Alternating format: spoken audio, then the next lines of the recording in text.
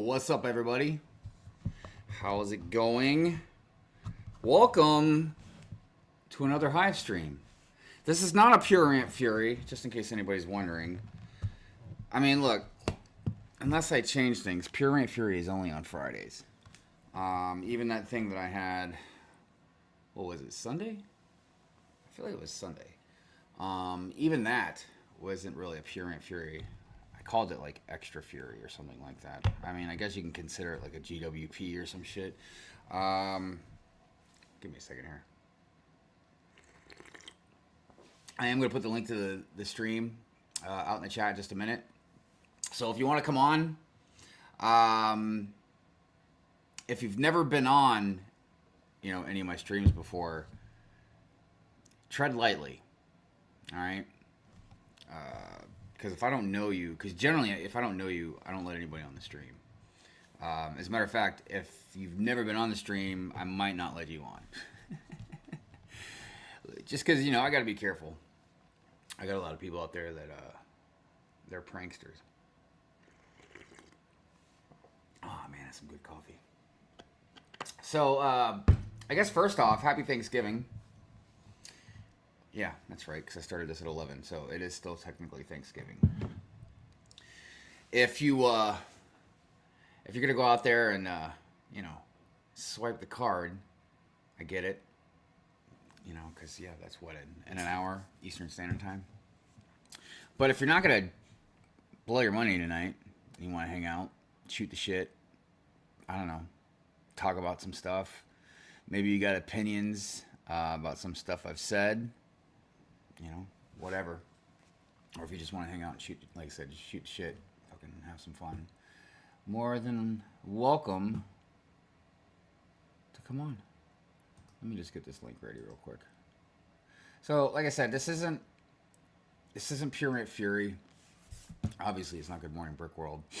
So there's not really any structure, you know, to the stream. I got a couple of funny things to show. And I don't know. I was thinking about taking one of the topics for tomorrow and maybe going over it tonight. I'm not sure. Yeah, not sure about that yet. So, anyways, let me put this link out here. See if anybody wants to jump in. And then I'll pin it.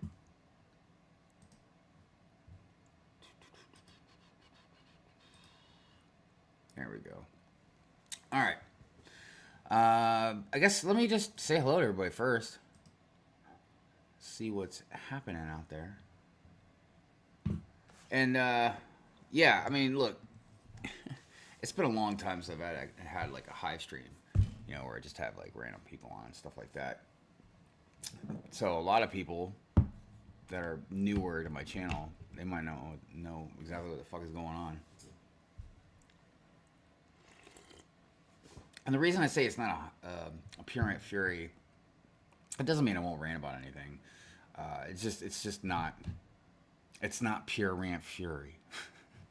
Pure Ant Fury is a very unique thing.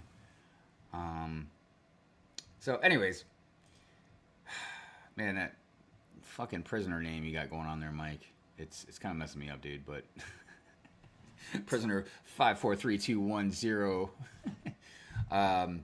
Hope you're doing well. Happy Thanksgiving.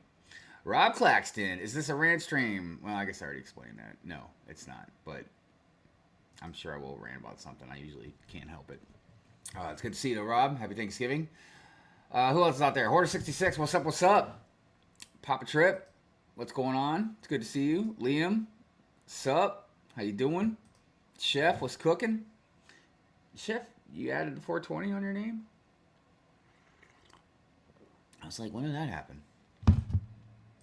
Smokey! What's going on, Smokey? How you doing? Hey, Lumberjack. It's good to see you, my friend. How are you? Let's see here. Hope you've been well, brother. Good to see you. Good to see you. Is there a Star Trek Wars toy in the background? I get what you're saying. By the way, what's up, Johnny? How you doing? I think I just put that over.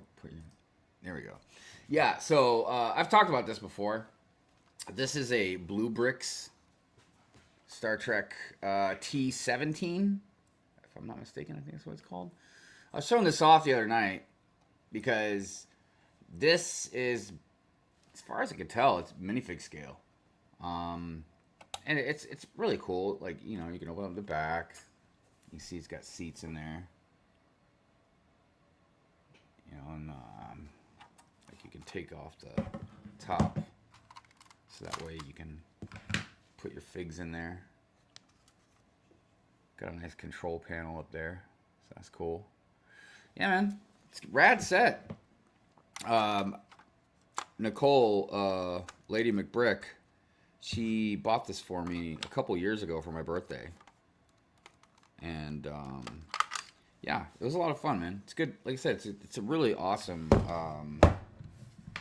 it's a really awesome ship.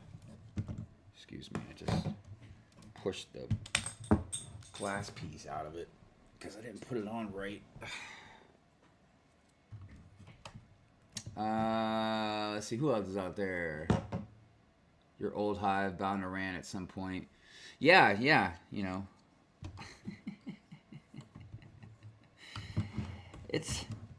I rant well. Look, here's my thing. Yeah, I'm sure age probably has to do a lot of it. I'm not dumb. And for those that are younger, when you get, as the older you get, the more it will piss you off when people waste your time. At least that's how a lot of us feel. But I just look around. I'm just like, what the fuck is all this shit, man? What is this?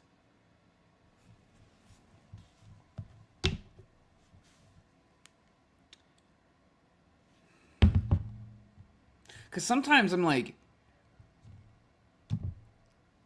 yeah, I know me ranting about, you know, I don't know, people that don't use their fucking blinkers or some shit, you know what I mean? Like, I know that's not going to stop people from not using their blinkers.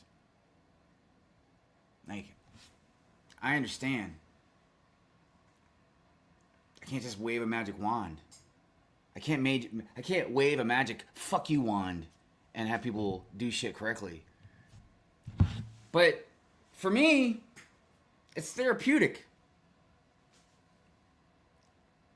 Because it's frustrating, man. What's more frustrating than being around a bunch of dumbasses and you can't really do anything about it? You know? That's why, you know, like the whole thing about ignorance is bliss. I mean, yeah. It's bliss for the fucking ignorant motherfuckers. But for the rest of us, your ignorance is a real pain in my ass. Like, constantly. Constantly. I feel like 90% of the time, accidents, you know, out on the freeway and shit, are because motherfuckers don't drive right. Just. And I refuse to just not say anything about it. You know. So, it's all good.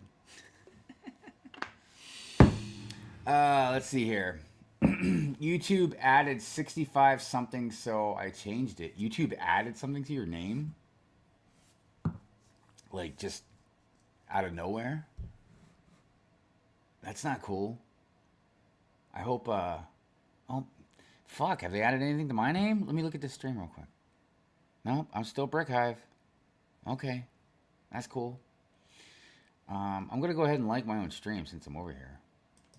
And that's okay. Look, like, you can like your stream. I hate it when people are like, oh, you like your stream. I don't know. Maybe I'm proud of it.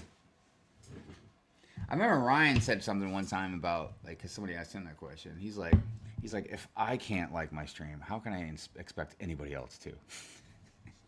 I thought that was pretty good. All right, where else are we at here? 420 is a great number. Agreed. 420 is a great number. But yes, Britt, it's good to see you. Always lovely to see you, Britt. Who else is out there? Brent's Bricks and yo, what's up, Brent? How you doing, man? Isn't that a day of work? Ah, shit, I forgot what that meant. What was that referring to? Lumberjack says I have the next 3 days off, but refuse to leave the house if I don't have to because of humans. Yeah, I agree. I'm down with trying to avoid as many as possible sometimes. So, I thought I'd share a meme or two until I actually talk about something. If you guys, I should clarify this. If anybody thought that I was gonna like go shopping at midnight or whatever, like that's probably not in the cards. That's probably not in the cards. I was almost thinking about building something. I have a couple things, like a couple smaller things I was thinking about building. Oh, hold on a minute. We have our first guest on the panel. Here we go. Mr. Spacetime. Good evening. Hey, what's happening, man?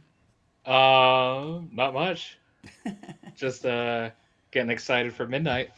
Oh, there we go. I'm assuming Star Trek is on the menu. Yes, it is. Yeah, there you go. Ooh, that's a good one too. I like that. I like that a lot. Yeah. I mean, I've been thinking about it because I actually have. There's certain situations that are revolving around me that will allow me to buy something, and technically I already have. Hold on, let me show you guys something. Technically, I already have bought something.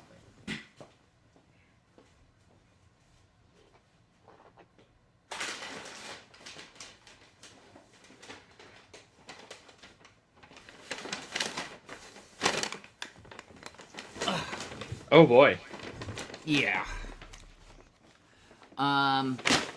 So I haven't even opened it yet.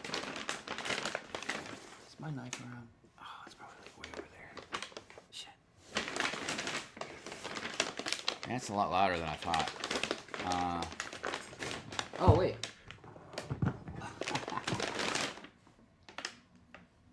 There we go.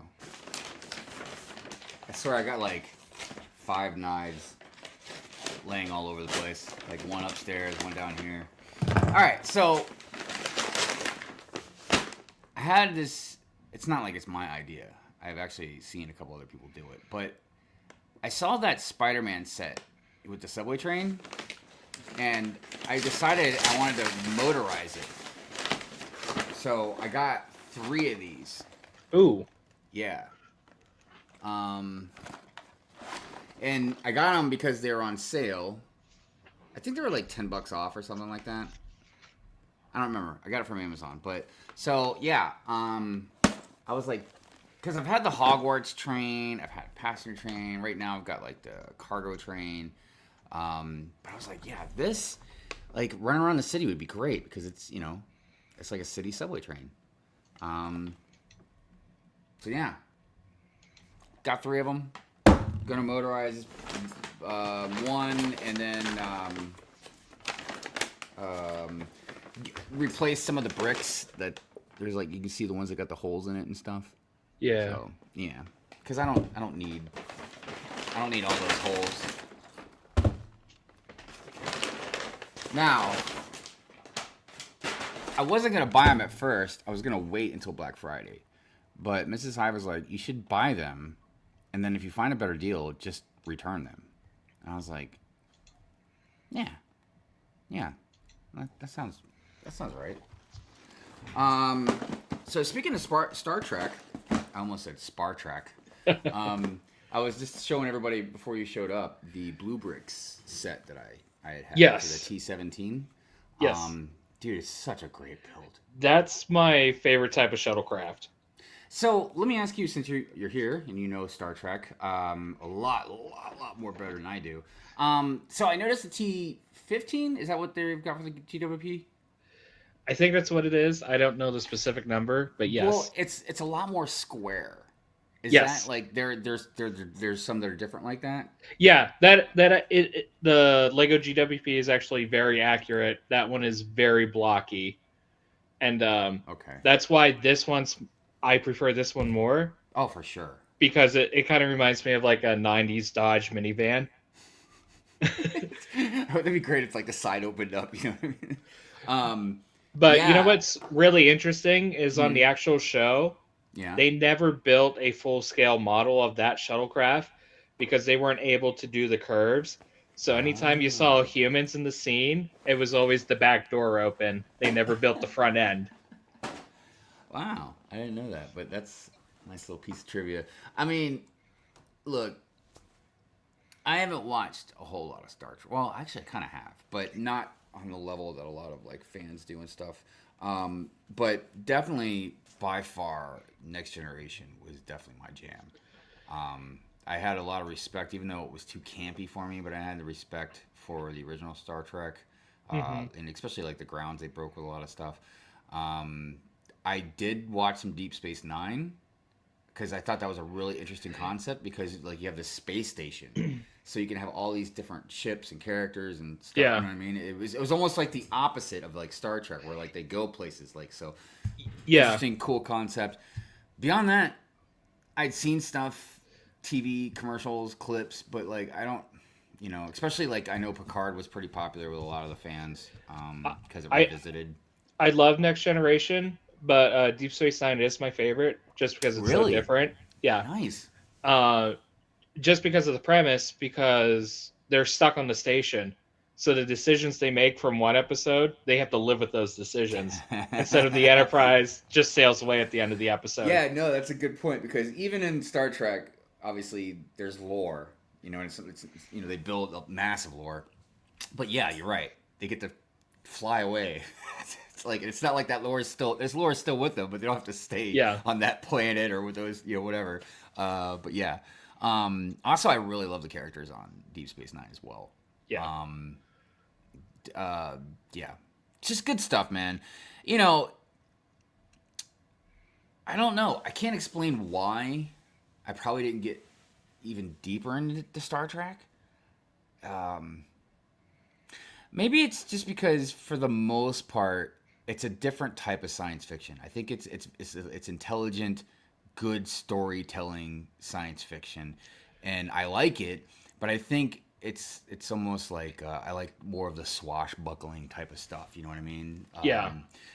But the fan base for Star Trek, I would say is if not as massive, if it's crazy almost. Not a crazy. I don't think. I think Star Wars fans are on their own level, Hmm. um, but yeah, just the amount of fandom that comes with it. And I never thought it was fair to compare the two. I agree because it's not like Uh, we compare it to Battlestar Galactica or. I and think I it's just because they're the two biggest. Yeah, and Star Wars I don't even really consider science fiction. It's more space opera fantasy. No, that's a fair assumption for sure. I mean, there's definitely people that would probably totally disagree. You know what I mean? What more of it is, or regardless of title or whatever. But yeah, I mean, and I believe that's what George Lucas kind of themed it as. You know what I mean? And so yeah, I don't know, but yeah, you're right. Even though a lot of us do it anyways. And of course, I think it might be fading out. Times are changing, but yeah, for a long time, man, Star Trek fans and Star Wars fans, like they'd go head to head, almost like rollerbladers and skateboarders or something, man. It was really weird. Yeah. But I think a lot of it was just good fun. Just like, I tell people all the time, like growing up as a nerd in comic book stores, just hanging out with your friends, like you're always arguing about like this character, that character, who's Yeah. better, who could win. So it would just make sense. A lot of us growing up, our friends that are really into Star Trek, and then there's ones that are really into Star Wars. I haven't met many that really like both equally. I would say growing up I was that way.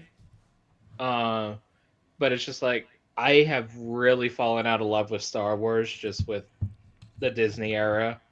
Yeah, Um, that's been rough. and it's like the only thing that I only get attached to in the Disney era that I've enjoyed, it was like the Han Solo movie, just because it felt the most original, Mm. and then season one of The Mandalorian. And everything else, I just haven't been able to handle. Like Ahsoka was trash. I didn't even bother with the Acolyte. Um, Yeah, there's but I and do want to check out Andor. I haven't done that yet. oh yeah, for sure check Andor out. Yeah. And actually, did you hear the news recently about Andor? No. They released the budget because they filmed, I guess, so much of it, or maybe all of it, over across the pond. Yeah, it was like 280. No, no, it was almost $1 billion. It was like 800 and some $1 million or something For like both that. seasons? I want to say for both seasons, but I don't know for sure. I can't remember. If anybody in the chat knows for sure, let me know. But it, because yeah, I could kind of see it maybe for both seasons. Because if you split that in half, I mean, what is that? Well, it's still like 400 Yeah. million. I just don't know how they're not losing money. I'm pretty sure they have to be losing money They have to be, dude. with And I think I the read streaming something. model. I think where I read somewhere where they are technically, because not even the toys and stuff aren't even doing that great. I mean, Lego is very strong, obviously, but Funko's dying. I haven't seen much, if anything, going on with the Black Series type stuff. Their own toy lines, dude. They're trying to sell Acolyte toys, man. I'm like, I don't. And look, I feel sorry for my cloner friends. I really do, because we've gotten a plethora of like original trilogy type vibe stuff. You know what I mean? Plenty of love for the original trilogy. I think finally within the last decade, you know, the love for the prequels has been getting better and all that. But it still hasn't reached a pinnacle I think it should. Um, but yeah, then Disney's just chopped up and messed up so much stuff, man. I mean, at first it started with the original trilogy fans, you know, the way they treated like Han, Luke, and Leia, you know, Yeah. and then them just inserting like Darth Plagueis and Acolyte, and then just messing up like other things. Like they're just like, I'm like, what are you guys doing, man? What are you doing? Yeah. Um, anyways, by the way, just so everybody knows, because I pinned the comment, so you should be able to see it. But if anybody wants to jump in the panel, um, if I don't know who you are, I might not let you in. It depends. It depends. But by all means, if anybody wants to jump in, I do see. I said hi to Brent, Rogue One.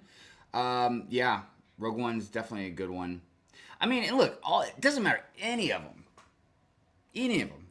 You can sit there and pick some stuff apart, man. Believe me. You know what I mean? But yeah, there are definitely some that stick out a little bit more. Phil and Bricks, what is going on? I like your logo. That's cool. Ooh. Yeah, I like that font. It's very cartoony. YOLO, what's going on? Happy Thanks Turkey Day. Happy Turkey Day to you as well. You know, I look at Thanksgiving as other holidays that we celebrate, you know, in this country, where I've kind of made it my own thing. I think a lot of people kind of have, where, you know, that's why like Friendsgiving kind of came up as well. I think it's just like Christmas. I just think it's a nice time of the year. Just take a breather for a minute and just be thankful. Look around. Maybe like just appreciate things, you know. Even if you do every day, like just really just appreciate. That's what I did today, man. Like when I woke up, and I know it sounds cliche and cheesy and shit, man, but I was just like, you know what? Because I'm always bitching about shit. I fight depression and anxiety and shit. You know what I mean? So I was like, you know what? I'm really grateful for all of my friends, all of my fans and subscribers, and everybody that supports me, man. And just I got a good life. You know, I can't. I mean, it's not like everybody has their own problems and stuff, but I'm just like, you know what? I don't have anything really to fucking complain about. Were you able to have the day off? Yeah, actually, Nice. I'm transitioning right now in between jobs. So I just got a new job, which I was gonna announce what it was tomorrow. Nice. It's really. I know a lot of people are probably thinking like, man, what kind of job? It's different. Like what does that mean? It's different. It's different. It's weird because it is kind of tied in to stuff that I've done with maintenance, but just what I'll be working on is more of like the interesting part. So yeah, but I was yeah, I a lot was of the really hoping it was manager of land. dude, there are some really good wrong answers, man. I was laughing my butt off. Apparently, everybody. I mean, I guess for a good reason. It's not like I don't put off that vibe. Everybody was really thinking I was going to do like OnlyFans or something like. I'm like, guys, I'll be taking my shirt off in front of you guys first. You know what I mean? I got at least got to test the waters, man. You know what I mean? But yeah, there were some good ones. Obviously, land, that was another big one. Ewok groomer, I remember that was one. Yeah, you guys cracked me up, man. Yolo says it's still Turkey Day here. It's still Turkey Day here too, on the East Coast. What do we got? Yeah, we still got about half an hour. And then Black Friday starts. The darkest of Fridays. I got like a thing I'm gonna post tomorrow, a little comic strip type thing or whatever about the Avengers, and they're like doing Black Friday shopping or something. Like they're messaging each other on the phone, and yeah, Thor talks about like the sale on Pringles cans or something. He's like on this darkest of Fridays. So funny you bring up Avengers. I actually had an idea for an Instagram reel I was gonna make because Yeah. just the other day I saw Lego bragging about their paper bags in the sets. Oh my god. So Wait, like official Lego was bragging about it? yeah, it was on their. I don't know if it was an ad or just a post on Instagram. So I hopped on Google and I found an article from CNN from like April of 2020 talking about the Wow. transition to paper bags. So And here we are almost 6 years you, later. yeah, exactly. You know the in Avengers Endgame after Mm-hmm. Thor cuts off Thanos' head, Mm-hmm. and then just goes to that music, and the subtitle pops up, and it's like 5 years later. So I just like I'm gonna You screenshot should that totally do article that. and then That's put funny. Thor in. It's like I went for the head. Speaking of paper bags, I just watched a video today by somebody. I think I might have subscribed to him today. No, I didn't actually. I should. I should. He put out a good video, but I generally like to check out people's stuff before I start subscribing and flood my feed. But it's some dude named Brick Studios. Um, I know it could be. It feels like it could be anybody with that kind of name. But he made a video about paper bags and how they're kind of a problem. I was thinking about watching it. I don't know. I don't know. We'll see. We'll see. Because like I said, this is like a Hive stream. It's very just off the cuff, winging it. So I thought maybe that I would, just watch some random stuff while we're here. I did want to show you guys something. I wanted to show you something, but be prepared. It's dirty. Okay. I just want you guys just need you to know. Just give everybody a heads up that it is dirty. But it's funny. It reminded me. So every time, and look, man, I love them. I love them to death. But every time Stud City says swipe the card now, hold on a second. This is what I think of. Can you guys even see it? I don't know if I minimize the screen or something. Yeah. Hold on a minute. I don't know why my screen's been doing this lately. It's been acting really weird. Yeah.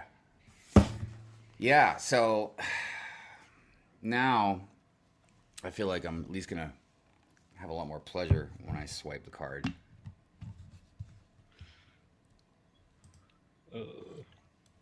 I also noticed the Blockbuster card back there. A relic from the olden ages. Right? Don't get me started about those paper Lego bags, not recyclable and still has plastic in it. Well, this is something I didn't know. They're not technically recyclable, Am I to assume because it's got like that wax type coating on it? Maybe. So what's the Probably. point of it? That's what I'm confused about. I think Yellow's saying biodegradable. Well, here's the thing that a lot of people don't seem to understand about biodegradable. So dumps now, you know, are a lot more. I don't know. I don't want to say high tech. That's probably not the right word, but I'll just use more high tech. I've watched a couple different documentaries and looked into, and now it's not everywhere, but they're becoming more and more to where it's the amount of like clay and all this stuff they put underneath. So what happens is they start, it's safe. Then they can harness the methane gas out of it, which powers city blocks for I don't know how long. And then yeah, you put dirt and grass and trees over it. And you make a fucking park, golf course. I don't know, whatever. Um, Recycling is not what it seems. There's stuff that's good to recycle. I think steel, aluminum, there's a lot of good shit that you can do with it. Other stuff, it actually, for instance, like that video that I was watching earlier, something I remember he pointed out was there was a time that they, what was it? There was something that they were gonna make that seemed more environmentally friendly, but what it turned out was they were gonna make bricks out of fucking water bottles. Yes. But then they found out because they canceled it because they found out by the time you break it all down and do all this, it's actually putting more pollution into the air, takes more energy, costs more than it would be just make it out of the regular stuff. Even the stuff that has the ones that are made out of plants and all that, it's still got plastic in it. And it's only a small percentage of the parts that they make because if they made the bricks and stuff out of the plants, they'd break all the time because they would just be too. It's like almost like rubber or something. So it's just, and look, it's not something I don't like point at people and laugh or say or like, oh, you're dumb. Most people that do like a lot of the recycling stuff that isn't even worth it or whatever or even worse, it's just because out of the goodness of their heart they think they're doing something good for the environment, So I get it. But yeah, that's a whole different conversation. Yeah. I kind of wish. I think Lego's pursuit for renewable bricks is worth it. I just wish they wouldn't publish stuff until they've actually completed a successful study. Right. Or at the very least, something that a lot of us have talked about for a long time now, with anything that they do, is just communication. Yeah. Just communicate, man. I mean, if you're not gonna have your own representative type do it, that you pay, then see if you can have some land members like do it. I've lost track of how many things I wish somebody. I don't care which one of the responsible adults, in the Lego community, adult or the corporation, but somebody communicate stuff with us, man. Why are you doing this? Why'd you do this? Like, you don't have to, but the whole point, like with land, again, it was supposed to be, amongst other things, like mainly a bridge between us and Lego. Communication, So, I've not got the paper bags yet. It seems like most of them have been overseas, but they're starting to filter through over here. Yeah, it's just like I've been trying to explain to people like so many times, like it's not going to be an overnight change, and plus they're probably just going factory by factory, machine by machine, because they can't just shut a whole factory down. So yeah. Right. I forgot to tell everybody too. Again, I probably won't be building anything just because I yap my mouth too much. But I did have a couple other fake Lego things that I was thinking about building that I got. So let me show you what I got going on here. So I got this from Brick Loot. Because I usually buy a lot of custom stuff, and the custom stuff that I get is usually always made out of Lego parts, but these aren't. But whatever, I don't care anymore. So I got this little beach thing here.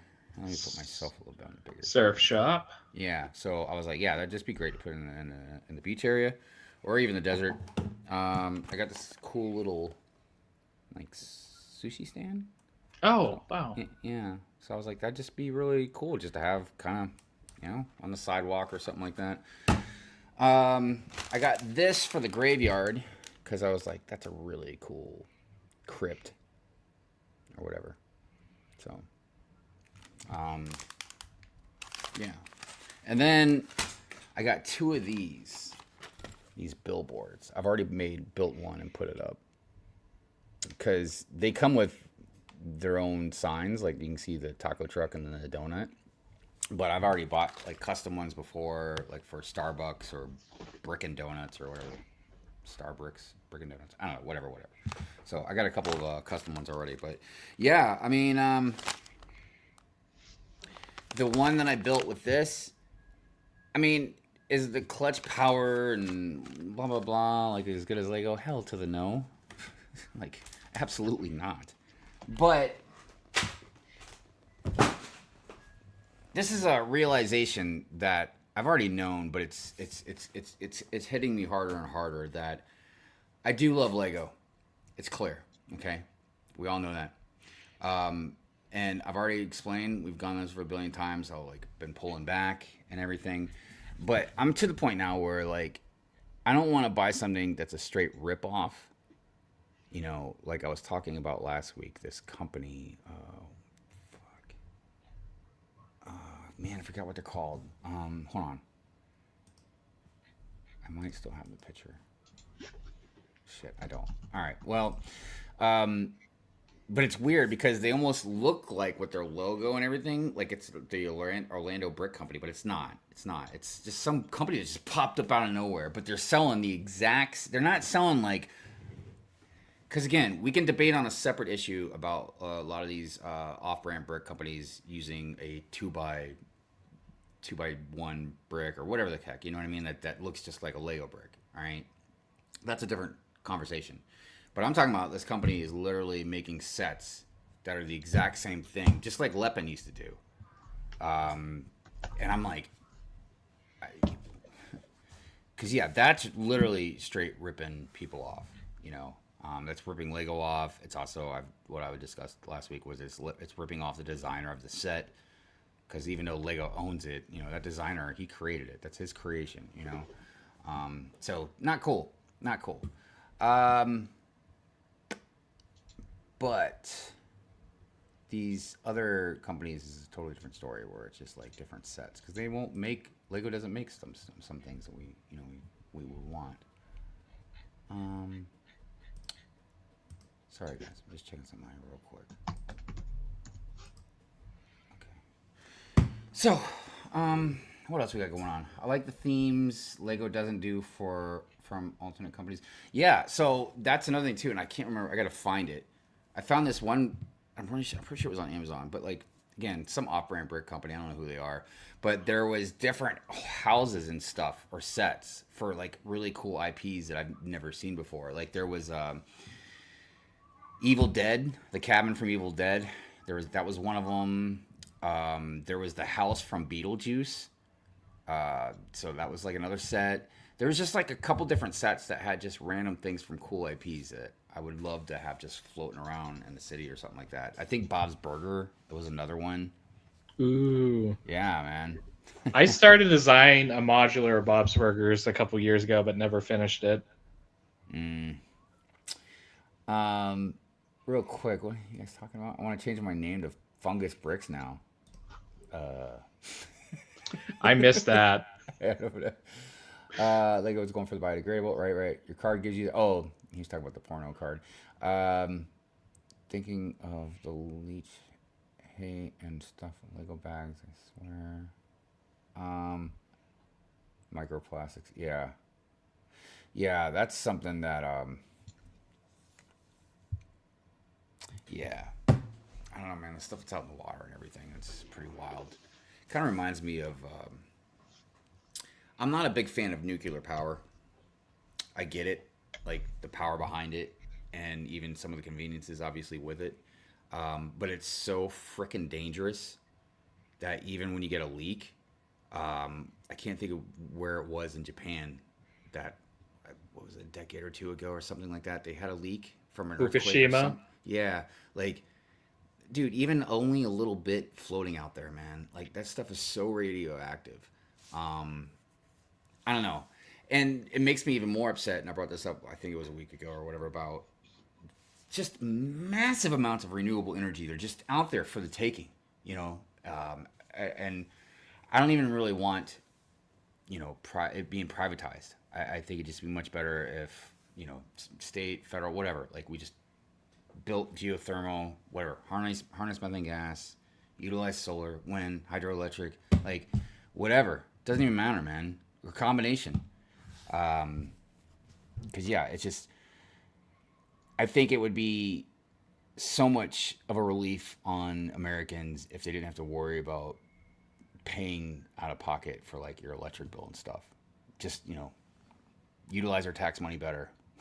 I mean, clearly these things don't really happen because I look around, I'm like, man, these roads look like shit. Like, what the hell is our money going to? But the point is, optimally, there's certain things that if our government, whether again it's state or federal level, man, they took advantage of things the right way. Because look, when you privatize something, that means you slap a profit on it. And you know what happens when you start slapping profits on things, man? Then you need quarterly fucking, quarterly profits, this and that. That's why I don't like things like prisons or whatever being privatized or whatever. You know what I mean? Doesn't mean you can't send people to jail. It just means that there's no incentive, to send them to jail beyond the fact that if they're committing a crime. You know what I mean? And you just gotta remember, taxpayers pay for that regardless, whether it's privatized or not. So it's much better, to not have to pay, exorbitant amounts of money for somebody to have some profit margin. You know what I mean? So, anyways, the one that Walmart owns that's in China, they're pretty fun with their IPs and they make good design choices with their sets. Oh, you're talking about like, oh yeah, the Futurama. I don't know about Bender, but the ship, I've seen that, man. That thing is beautiful. I feel like if you love science fiction or animation, you're a nerd. That would be a great set to get. I mean, clearly Lego's never gonna make a Futurama set. I mean, they did Simpsons. Well, yeah, okay, good call. I mean, okay, obviously, definitely lines would be drawn at like South Park, Family Guy. But Yeah. yeah, they could probably, because yeah, Futurama, they walk a fairly nuanced line, with some humor, but I don't think I've ever seen them say anything like raunchy. I mean, and Bender is the worst one out of the bunch, you know what I mean? So, bite my shiny metal ass is about as probably bad as it's gonna get, Anyways, they're picking off all the IPs Lego is overlooking. Yeah, I mean, and look, there's something that I'm going to rant about tomorrow as well. It's kind of a petty, stupid rant, but so I was talking to one of my friends about Lego, and he was like, "Yeah, man." He's like, "Yeah, you think Lego is gobbling up IPs and stuff?" He's like, "You ought to really look into Fortnite a little bit." Oh And my goodness. And I service level C Fortnite because of Lego, but I looked into it, and dude, hold on, because there was one thing. It's new. It's like it's. I don't even know if it's out yet. And I was like, no freaking way. Come on, man. Really? Like that's gonna be in Fortnite? Let me see if I can see it real quick. Because they even had like a K-pop Demon Hunters, right? Yeah, and I almost think that kind of makes sense in a way. I mean, I don't know. I think sometimes it's more about the principle of the matter. Oh, come on. I know I gotta, because I screenshotted it. I just usually I go through all my pictures the day of Pure Ant Fury. Because I was like, come on, no way. Because it was something I feel like it was something from my generation.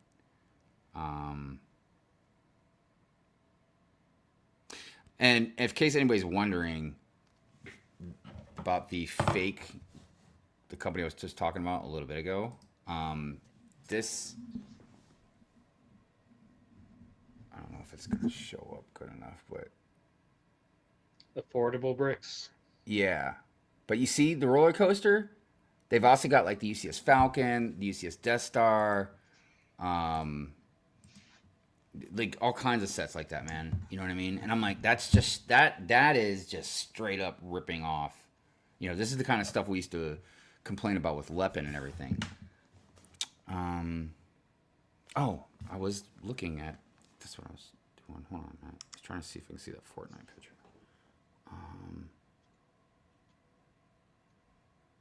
Oh, come on.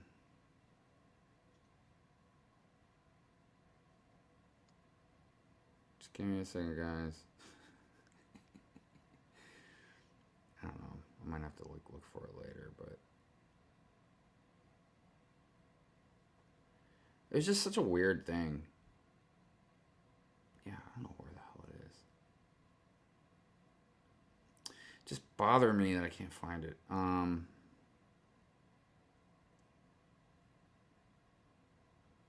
It was like,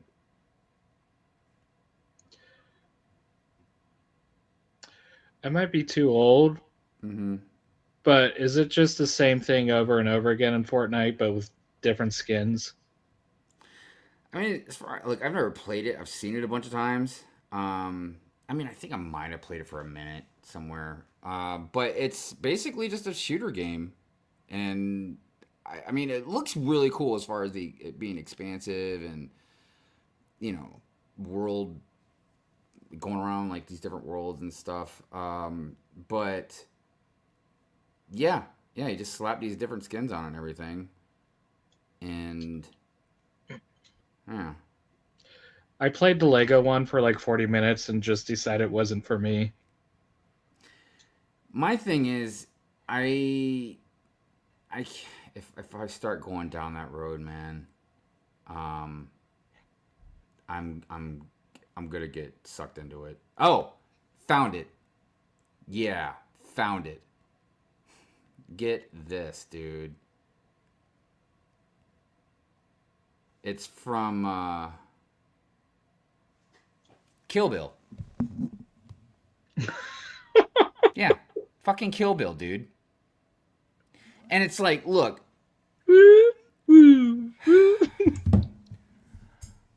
I don't know where the line is drawn with stuff. You know what I mean? And I don't know.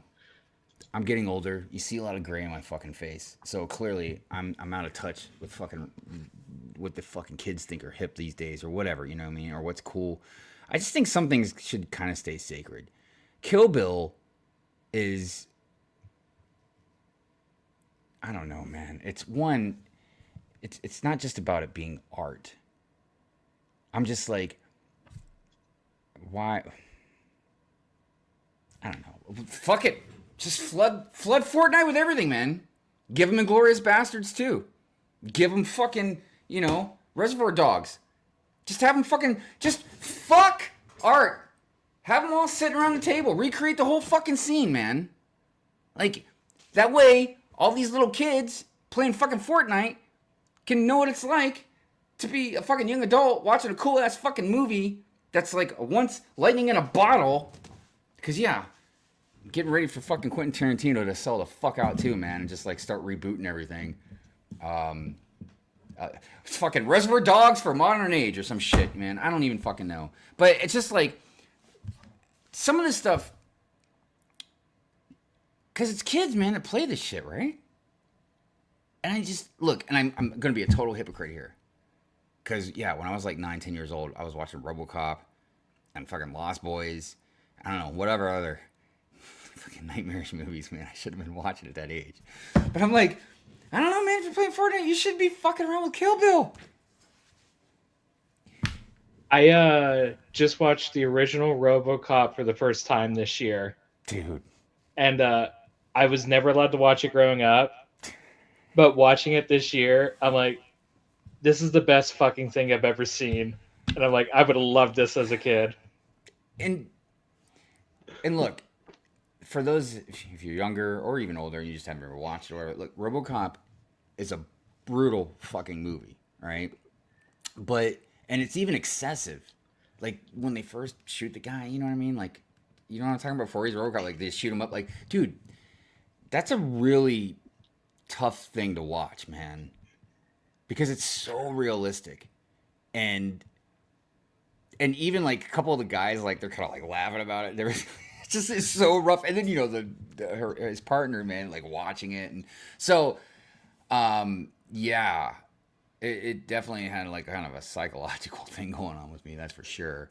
Um, Not to mention like so many other scenes, you know, language. Remember the guy that got caught? Like he was melting, and they hit him with a car. Anyways, when they made the new RoboCop, again, I was like, is Disney making this movie, man? Like, this isn't RoboCop. I mean, it's cool in its own way, but it's like, just make a different fucking movie. Just make another. Call him Robot Cop or something, man. I don't know. I've never seen a Kurtwood Smith play a villain before. The dad from that '70s show. Yeah, And which is ironic because you'd think he'd be always a villain. He plays one so good. That was also the first time I saw a titty, like just out in the open. Like it wasn't me trying to look at a magazine or something. And my stepdad was watching the movie with me, and he's like, "Did you see that?" And I was like, "Yeah, I saw it." I mean, I was just like, again, like 9 years old or something, man. But yeah, when the guy was getting his face blown off or whatever, yeah, he didn't have a problem with that. But yeah, when there was the titty, he was like, "Did you see that titty?" Anyways, definitely don't want to go on a titty rant. Judge Dredd, Fortnite, dude. So Judge Dredd, the older one with Sylvester Stallone, it's campy as hell. It's fun. It's just kind of stupid, you know what I mean? But it's fun. But the one with Carl Urban, dude, Carl Urban is badass. What do you got going on there, man? What is that? I want to show you something I made. All right. It's related to what we just spoke about. Awesome. All right, here we go. Oh, shit. Dude, that's awesome. Both of them. Even though, I always liked them better with the helmet on, but... Yeah. But I feel like when he had the helmet off, that gave him a unique, it gave him more character, made him more human, And yeah, I see where you got where like the bullet went in his head, dude. That's so crazy, man. Yeah. Man.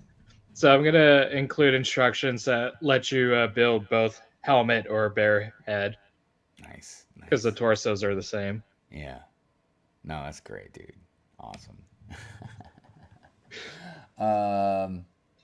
So I can judge these kids. Look, man, as with every generation, we kind of shit on, well, at least Gen X, generally, they shit on everybody. But, like, I don't know, you always kind of poke fun at the generation under you, you know what I mean? But, look, there's a lot of stuff, yes, I legitimate criticize with some of the younger generation about. But I feel bad for them, man. I do. Like, every generation, the economy has been more shitty for the next. And it's still going in that trajectory. I mean, mainly has to do with, like, inflation and fractional banking and all that crap. But that's, whatever. But, so, not only are these kids inheriting even a worse generation and stuff, a lot of them, and look, I know this is going to sound harsh, but a lot of them are going to be fucking stupid. I'm sorry. And look, and it's not their fault. I don't really know whose fault it is. I don't know if it's society. I mean, think about it. Most of them, and dude, I'm a grown-ass adult. I feel like I'm glued to this thing. So, like, if you have, and like, again, you got younger parents that don't, just hand them a phone for a babysitter or something. Because a lot of us, our babysitter when we came home from school was the TV or video games until the parents came home or some crap like that. But I feel bad for them, man, because, yeah, I don't know if you guys have seen, like, there's this thing going across the country, man, of, like, a lot of teachers quitting. And if they don't quit, like, they're just telling us, like, these kids can't read. They can't pay attention. They can't focus. So I feel bad for them, man. I hate that so much of my job is on my cell phone. Yeah. Dude, and it's crazy, man, because when I was... It's not like before they were out. Because cell phones were out for a while, and I wanted nothing to do with them. And I'm not talking about, like, the giant, like, cell phones that like brand. I mean, even like flip phones and stuff when they started really kind of picking up speed. And this was before touch screens or anything, or the internet really. Like the internet was around, but not like it is now. I didn't want nothing to do with them because I was like, because my buddy was like, "Why don't you want a cell phone?" I was like, "Because then people call me. I don't want. It's bad. I don't even want to talk to people most of the time when I'm at home, man. You think I just want to be out and about everywhere, like just people getting a hold of me? Like, no, leave me alone. Now, I don't know what we do without these things, man. Everything is in here. Your GPS, your phone, your internet, your pictures, documentations. Like my resume is in my phone. You know what I mean? Like Time clock.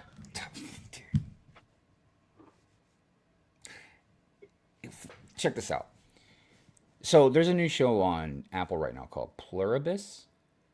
It's from the creators of Breaking Bad and everything. And I can't recommend the show enough. If you have Apple or if you can get a free trial or whatever, do it. This show is so good, man. But there's a scene in the show where she's like looking at clues and stuff, and she has to go somewhere. You know, and we're watching it or whatever. And then I was telling Mrs. High, I was like, how did she know? Because there's no internet because of what happened right now. Like, I don't know if it's satellites are down or some shit, but there's no internet. And I was like, how did she know where to go? Because tell me, if you didn't have internet and you had no GPS, can you still buy maps anywhere? I mean, I'm sure there's some. I mean, but like, because again, back in the day, man, look, there was an evolution. When I was really young, you literally had, I remember if it was, I don't remember if it was called an atlas or just road maps or whatever, but you had like a book. It'd be in like your glove box or some shit, you know what I mean? So like if you go anywhere, you would just open this book. It was one for each, like a page for each state or whatever. So you could look where the fuck you had to go, right? And then I think by the time I got into my 20s and stuff, there was like MapQuest. So like you'd find, you go online, look up your MapQuest bullshit, and then you'd print it out. And you'd Rand. Huh? The old maps. Rand McNally. That's what I was trying to think of. A lot of us use different ones. Yeah. Depends on where you're at, your age, that kind of stuff. And then finally, GPSs came out. But again, this is way before like touch screens and smartphones and stuff. So you just had like a GPS thing that you'd like put on your car, you know, like on your dashboard or whatever. And then now like, but yeah, I was like, if you had to go somewhere and GPS was down or whatever, yeah, how you gonna know where to go? Somebody please in the chat say Hive, you silly fool. This is what you do. Please tell me how easy it is that I'm not thinking about. And for that matter, imagine your phone breaks or whatever, and you gotta calculate something. You got a calculator laying around? What if you got to take some pictures? You got a camera laying around?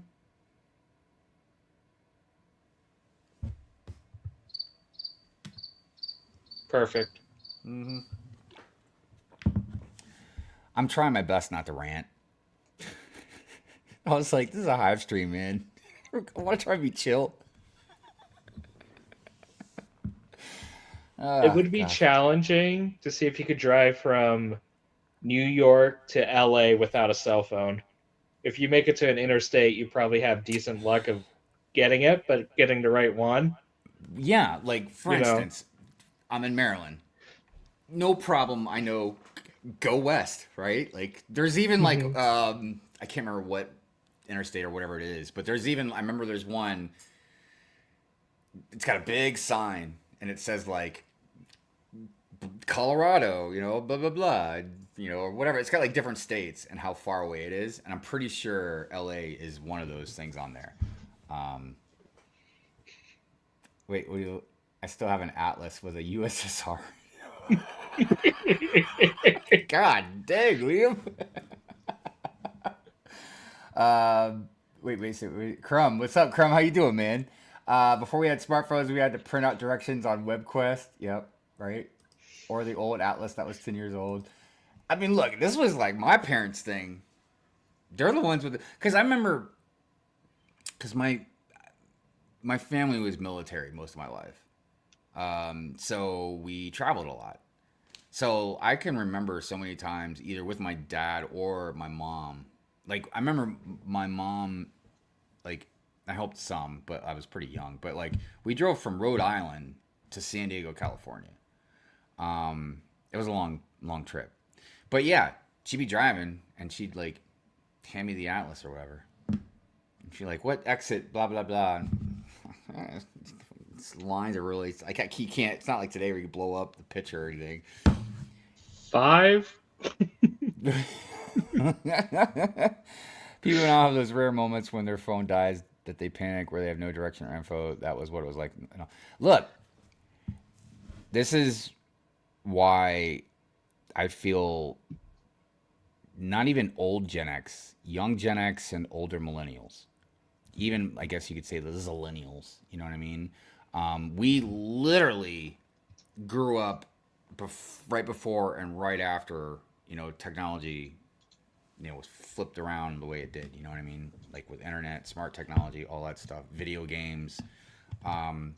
So if all of a sudden the internet died, or whatever the fuck happened, maybe our, it's not like our infrastructure is in great shape. Maybe we lose electric or something like that. A lot of us would be okay, especially for introverts or something, man. Like we'd be all right. Like it doesn't even matter if like you're a zillennial, like I said, even if you're not. Some people are just wired to where like, yeah, some stuff would suck, but you'd be all right.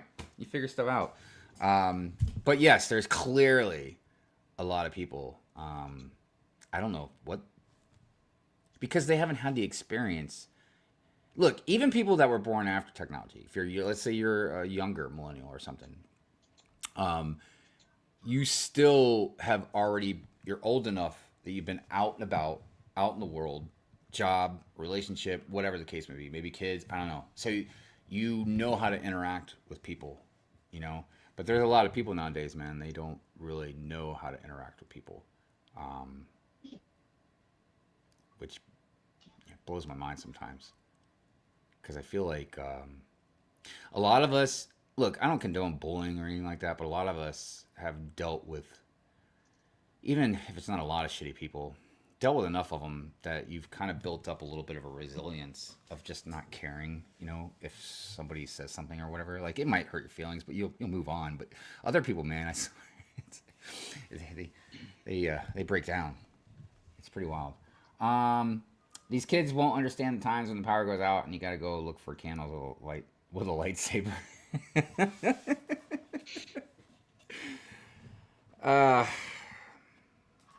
Times are definitely different, man. There's no doubt.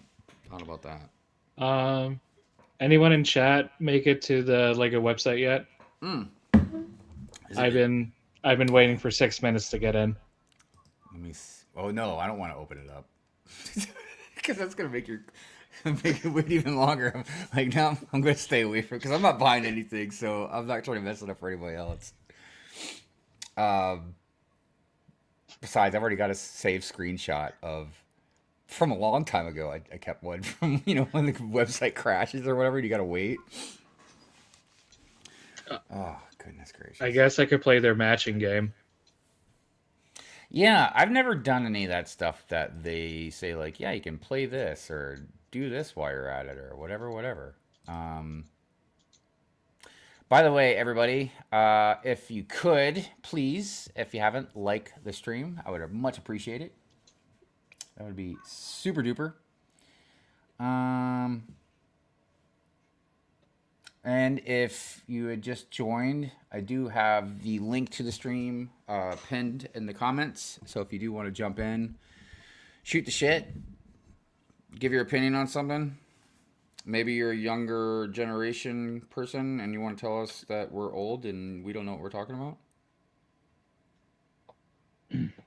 I tell you this, though. If you are going to say that, you better have a good, solid argument coming with you. I'm just kidding. What's up, brother? I just got a year older the other day. Oh, well, happy belated birthday, man. Did you do anything fun and special? No, I've been stuck at work all week. Oh. Just took over a supervisor position. Hey, congratulations. And the previous supervisor gave 2 mid-shift people the week off, Oh, so I'm yeah. covering that. Yeah, I was gonna say. Well, congratulations. You got more work to do. Man. Um, did you get a chance to eat some hearty food today or anything? Not yet. There's a pumpkin pie downstairs I need to get to. It's. I was reflecting today that been with Mrs. Hive. We've been together since like I don't know 2011, I think. I want to say it's like 2011. Like we got married later, but like that's how long we've been together. But I remember the year before we got together, it was one of the first times I spent Thanksgiving by myself. Because even before then, like because when I moved down on my own, like when I had it's a long story, but there's been pockets of time where I haven't been with a family, but I've had enough friends or something that I've gone over and just hung out or whatever. You know what I mean? At least been with some people during Thanksgiving. But yeah, that year before, it was rough, man. It was, and it wasn't rough for the obvious reasons, I guess, because I'm an introvert and I'm kind of a loner. Like I've been fine kind of being by myself for a lot of times. I still have friends, but like I don't need to. Like I've got friends that have to go out. They have to go out. They have to be around people. That you know what I mean. And I haven't been like that, but I remember that during Thanksgiving, just seeing everybody else. Like I made it in. hey, Add to bag. I was like, do it quick, do it quick. Are you doing anything extra, like give a purchase? I mean, not give a Uh, purchase, or like insider uh, stuff, or no. The Enterprise is going to get all 3 GWPs. yeah, that is a good thing. Alright. Are you gonna keep them? I mean, I'm sure Uh, you're gonna keep the T15, whatever it was, yeah. but I'm talking about like the other ones. No, I'm probably going to give them away. Oh, That's usually what I do. This time, I save most of my gift for purchases all year long, mm-hmm. and then I usually give them away to like people I know who have kids who would enjoy it more. Yeah, I not a not giving stuff away, but I definitely have to get on a whatnot auction again soon. I have a bunch of Lego that I gotta sell. There's like my backlog is insane. Um, I mean it's partially insane because I just buy a lot of cheap, either cheap Lego or just buy Lego for giveaway for like members and stuff. But uh, yeah, I've also just bought so much of it that I'm like, it's just piling up. If we move, which is a possibility, I got to be prepared to have a lot smaller space. So, I don't know. The My backlog consists of stuff that I'm going to give away, stuff that is kind of personal. Like I've got a couple sets signed. Like I got a set signed by Ryan. I got a set signed by the ACOB boys. You know what I mean? So I got a few sets that are just a little more personal for me that I'm not getting rid of, and then I got some that are just like for me to build at a later time. You know. Processing order, and we got it. Get it? Yeah, dude. I'm not gonna. Not that I believe in this stuff, but I'm not gonna jinx you because I can't tell you, man. It hasn't happened a ton, but there's been definitely more than one occasion where yeah, I got it or whatever, and then like I get an email the next day or saying something like, "Oh, we're sorry, we couldn't." I don't know, fulfill the order or some shit like that. I'm like, well, and that I never understood because, okay, it's one thing for your site to like be slow or whatever, but I feel like you can calculate, like, we have 300, I don't know, enterprises. So every time someone gets one in their bag, okay, now we have 299, Yeah. 298, like, so I don't understand how they can miscalculate a lot of that stuff. But I mean, I guess since there's so many people on there at once, maybe two people at the same time put something in their bag. I guess that's what happens. I don't know. YOLO, what did you say? I'm gonna go hit the excess food. Take care, y'all. Man, thanks for hanging out, YOLO. And I ain't gonna lie, we've been on for a little over an hour. I might end it pretty soon because I kind of want to eat some leftovers. Dude, we have so many leftovers because it's just me and Mrs. Hive and I. My kid, it's in Colorado. All of our family is spread out everywhere. You know what I mean? So, yeah, it was just her and I. And it's not like she cooked tons of food, but between beans, greens, potatoes. I'm just kidding. But like, we had turkey, mashed potatoes and gravy, stuffing. She made Watergate salad, a cherry pie, and then rolls. What is Watergate salad? Oh my god, dude! Oh my god! Oh my god! It's so good. It's so good. And does it have anything to do with the Nixon administration?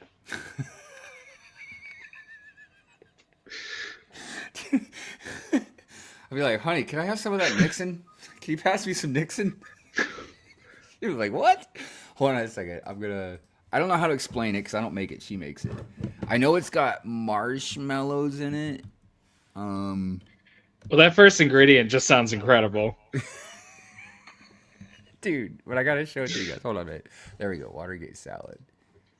Hold on. Let me find some good stuff here. Okay. All right, you guys ready for this? Here we go.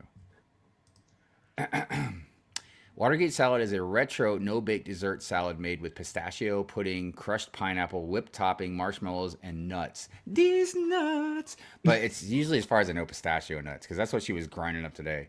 It is a sweet, fluffy, and creamy dish often served at holidays and barbecues, and it is also known by other names like pistachio fluff or pistachio pineapple delight or pistachio. The name originated in the 1970s around the time of Watergate scandal. Really? The name originated in the 1970s around the time of the Watergate scandal, though the exact origin is unclear. Interesting. Really? I mean, because, yeah, why would you call it a Watergate salad? I don't know why. Dude, I was just thinking if it was like the hotel, like a creation dessert from there. It's possible. It's very possible that maybe, because Watergate Hotel was like, it's fancy. It was like a big time thing, right? That's why the president was there, right? I think it still is, if I'm not mistaken. But I just don't know. But yeah, maybe there was a chef there.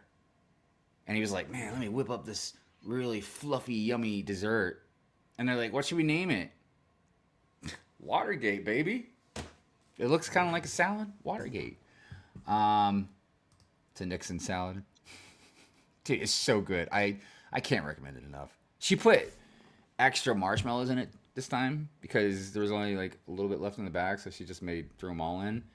And she doesn't like it because it's just too marshmallowy. And I'm just sitting there like, I can't even chew it because it's so much marshmallow. I'm like, it's great. I love it. It's so good. So good. So yeah, between that and here's another question I feel like asking you guys, because we didn't argue about it, but it was just, I felt like it was kind of a little bit of a back and forth between us. So she made a cherry pie, and I was like, yeah, I know you bought some whipped cream. Let me put some whipped cream on it. And she's like, well, it's frozen. I'm like, well, why would you put the Cool Whip in the freezer? She's like, well, because we're not going to need it for a long time. I was like, first of all, I could just eat Cool Whip right out of the can. I don't need to put it on anything. Dude, I can eat icing for a cake out of the can. Now, it's probably one of the reasons I have diabetes now, but that's not really the point. But I was like, you made a cherry pie. And she's like, yeah, so? I was like, well, would you put whipped cream on the cherry pie? No. What do you mean no? Whipped cream only goes on pumpkin pie. The fuck? What? Like, you'll put vanilla ice cream on any goddamn pie, but only pumpkin pie you'll put Cool Whip on? Like, that makes no sense to me. Cool. Now, so I don't know if she was being totally serious with me or if at some point she was just pulling my leg and she wouldn't let go. It's just like, yeah, I'm just going to keep messing with you. So I did find an NPR article on the origin of the Watergate salad. Oh, really? Yes. Please do inform. So it's not actually from the hotel. Ah. But it comes from a similarly named dessert, the Watergate cake. Which, weirder. Yes. So the first recipe was found from a newspaper in Hagerstown, Maryland.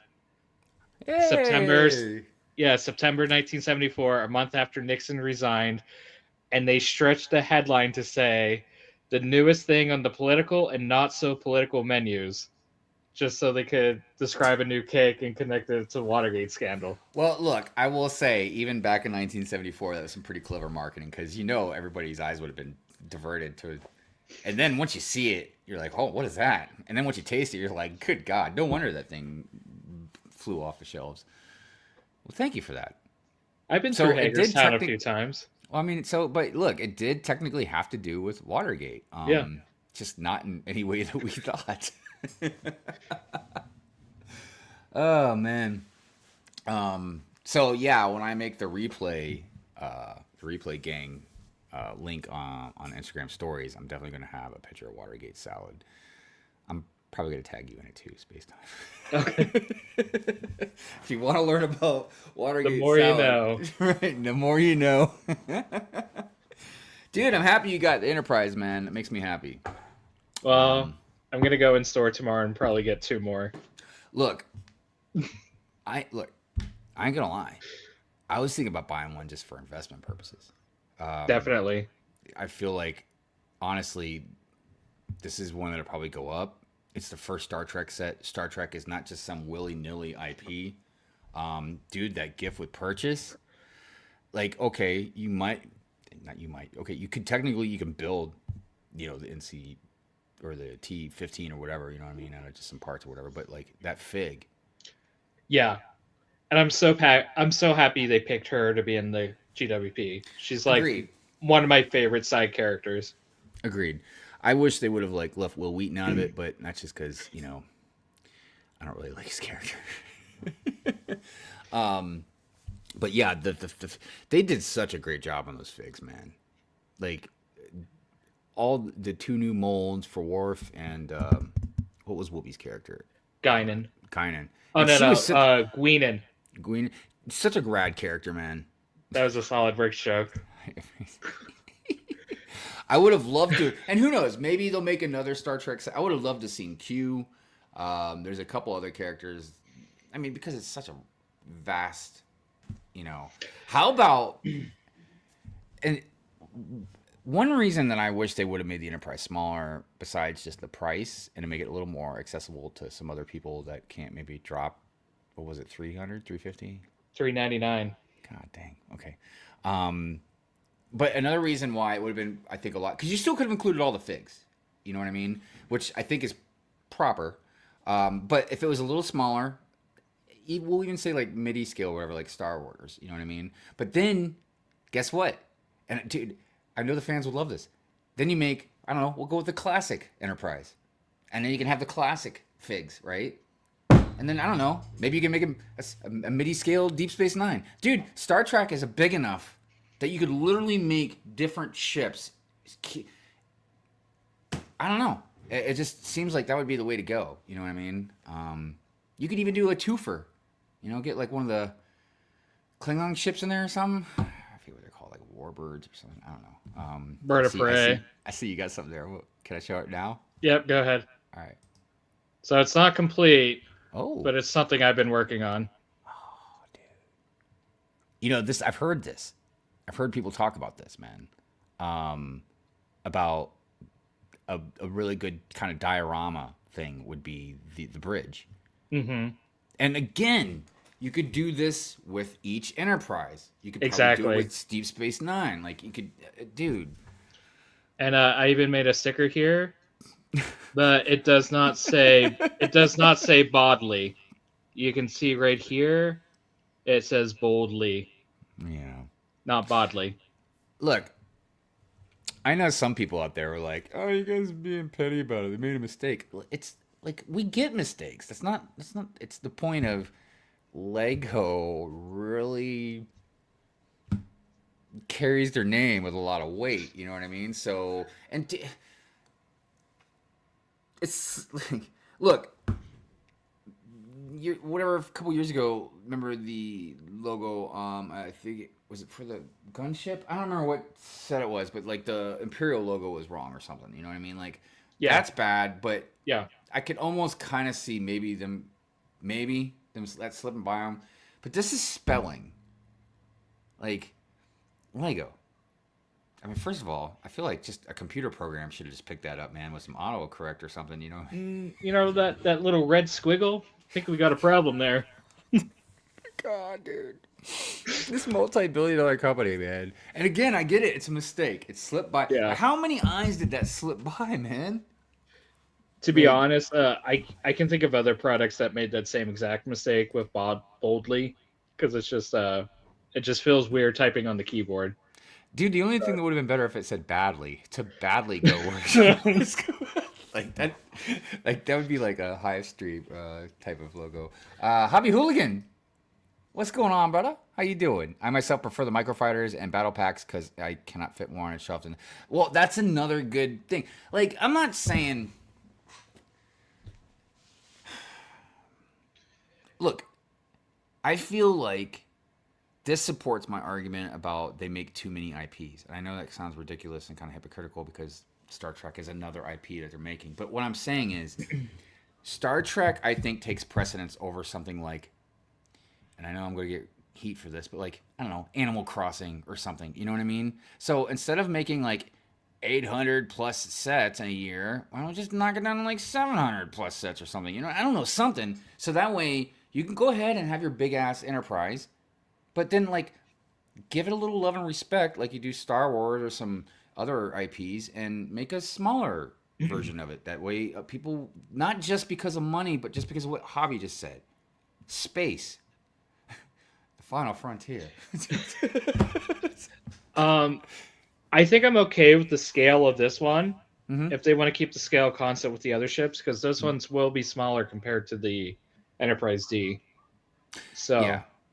And clearly, obviously, everybody knows they can go find an enterprise of any scale of not Lego, but like a model or a die cast or something like that. So it's not like you can't get one if you're like a real fan. But obviously, if you're a like you're into Lego like we are, because a lot of people I've seen comments stuff like with the diorama, they're like, well, they could at least made one extra set, so maybe we could have gotten a couple figs, maybe that T15. Look, the T15.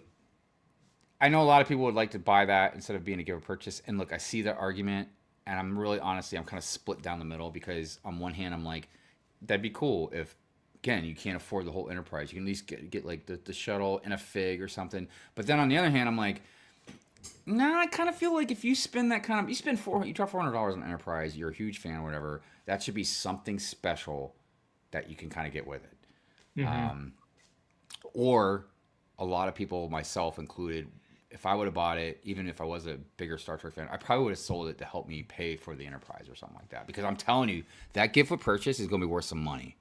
yes, There's no doubt about it. Because I'm predicting 120 as the floor for the instant resale. I would go with that as well. And look, there's something I think a lot of people weren't really acknowledging is Star Wars fans. We have a lot of stuff that we can be involved in. You know what I mean? And it's not like there's a lot of stuff for Star Trek fans either. But this is a little bit different. You know what I mean? Think about how long Lego's been making Star Wars sets. You know what I mean? And just now, we're getting a Star Trek set. So I think that this is going to draw in a lot more Star Trek fans than I think a Star Wars set would draw in a lot more Star Wars fans. I think this is just something that a lot of the... As a matter of fact, I really need to get hold of a friend of mine. She lives down in Virginia Beach, and she is one of the biggest Star Trek fans I've ever met. Like, she knows a lot of the actors and actresses and stuff like that. Yeah, she's huge fan. Like, all kinds of crazy memorabilia and shit. But I should, ask her, like, hey, you're getting that Lego set, right? I'm seeing it on eBay right now for $100. They give her a purchase? Yeah. Yeah, they're going to start rolling in real soon. I'm sure there's already been a lot of people that are pre-bidding them. You know what I mean? Like, you can pre-bid this when it gets out, and then I'll sell it to you. Big Nate, what's up? How you doing? My biggest prediction for Star Trek is I think it's going to take the Lord of the Rings route. One icon set a year. Yeah, which again is kind of sad in a way because I look at the Lord of the Rings fans, and I feel like a lot of them kind of regret they missed out on the earlier sets that happened in the past, and a lot of them were probably pretty affordable because some of them were smaller, some of them were a little bit bigger, whatever. But yeah, since they've come back, it's just been Rivendell, Barn Door, and freaking Bag In. And then So I guess minus Tyrant this year with a Sauron bust. yeah, I mean the Sauron bus. I don't know. They could probably make that relatively affordable, maybe. I I, don't know. I don't know if it's I gonna think be it's like, supposed to be around 70. yeah. So it'd be like your normal kind of bus deal or something like that. Which I'm curious to see what it looked like because you'd think it'd be kind of big just with the helmet and everything the way it is. Because I don't know. Whatever. Maybe it'll make it a smaller scale, like on the. Of course you can't see it, but remember the Darth Vader that was the special Darth Vader like the target hat or whatever. How that was a little bit smaller. So I can see it being like that. Minas Tirith, I'm sure is going to be a couple $100 easy. I would imagine. They'll make it 500.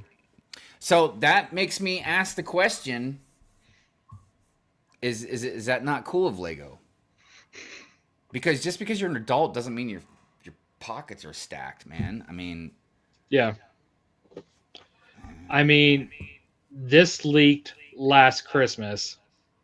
So I've had 11 months to prepare for this because oh I knew I wanted more than one. yeah, I mean, But if you go the official Lego playbook, you've only had 3 weeks to fatten your wallet. yeah, I know. And this is something I've talked about many, many times because I didn't understand it at first, but as years have gone by, it's been clear to me that yeah, Lego is strategically, very strategically, like with a scalpel, been doing things over the years to make it a little bit more difficult for us. Like you just said, like the 3 weeks thing. Why? This is something I think I brought up with the UCS AT-AT back in the day. Was why would you only give us barely a month? Like I get it, leaks, but those are unofficial. A lot of times we don't even know we might have a 99% sure that's real, but we don't know for sure. But according to Lego, yeah, you give us like this 3 weeks or whatever. Like that's not a lot of time to prepare. You know what I mean? To save up $4, $5, $6, $7, $800, man. Especially with the limited GWP. Right. Because I mean, I've always planned on I want to buy 4 enterprises over the lifetime at least. And the only reason I'm trying to buy so many right now is I want to save the money and get as many shuttles as I can right now. Mm-hmm. Because it's not going to make sense to buy the shuttle for $100 when I know I'm going to be buying multiple enterprises. Yeah. And like we were saying, I mean, it's going to be a clearly like a good investment as well. You know what I mean? I'm not one of the experts when it comes to the prices and investments and all that, but I just have no doubt, man, that enterprise and that gift or purchase over time, it's going to be worth it. It's the first enterprise, man. Look, the enterprise is just as iconic, you know what I mean, as Superman, Darth Vader. Like, you slap an enterprise just about anywhere in the world, man. Like, most people are going to know what that is. You know what I mean? They might not know the name of the enterprise. They might not know if you're showing the one from the old school, the new one, or whatever. But everybody knows what the enterprise is. It's Star Trek, man. Mm-hmm. Yeah, there's serious culture significance with Star Trek, and I would say, I mean, dude, I would argue that Star Trek even has probably impacted culture, in a largely bigger way than Star Wars has, just in a different way. Star Wars has impacted the culture because of Star Wars itself. You know what I mean? Like lightsabers and shit like that. Star Trek as well has done that kind of thing, but Star Trek also was very like I said, breaking ground and shit, right from the beginning, man. Like Captain Kirk and Aurora were like, that was the first interracial kiss on television. Like, there's a lot of stuff that push the limits about things, and I think that they really set a precedence, for a lot of stuff, and not even just like with that type of thing, like race and sex and stuff, but also just with some social normities that like a path forward to certain things that are good as far as like not like a person role model, but a show kind Yeah. of in a role model role. And there was actually like um, a quote from Captain Kirk. I actually just used at work the other day. Uh, there's a quote of I want to say some crewman was saying something somewhat sexist or racist, and Kirk is like, "Any bigotry you have, you leave in your quarters. There's no room for it on the bridge." Yeah, And I essentially use that at work. yeah, yeah. I mean, 'cause you're supposed to be one professional to begin with. You know what I mean? Yeah, But yeah, it's something I've not to get too much into it, but like something I've said, like even before social media and stuff. I remember talking about this when I was younger. Like, if throughout the world, not just the United States, but just throughout the world, if people didn't oppress other people, doesn't matter what race or anything, sex, like just anywhere in the world, if people were always allowed to thrive and be free and stuff, do you guys have any idea where we would be at right now with technology, medicine, like science? Because so many extra people would have been involved in stuff like that, man. It, the thing people don't understand, like, and the reason why I hate stuff like racism and all that, like, I understand if there's different culture stuff you might not like or agree with or whatever. Okay, that's different. But like, the reason I've never liked stuff like racism because it's fucking ignorant. It's based in fucking ignorance, man. hmm The lack or whatever melatonin in your fucking skin has nothing to do with anything. It just all it is just a description, just like blonde hair. You know what I mean? Or brown eyes, or it just makes no sense to me, dude. yeah, Same thing with like women and men. Yes, there are some biological differences. I'm not arguing that at all, clearly, but I mean, it's just like the whole if women had been allowed to do stuff,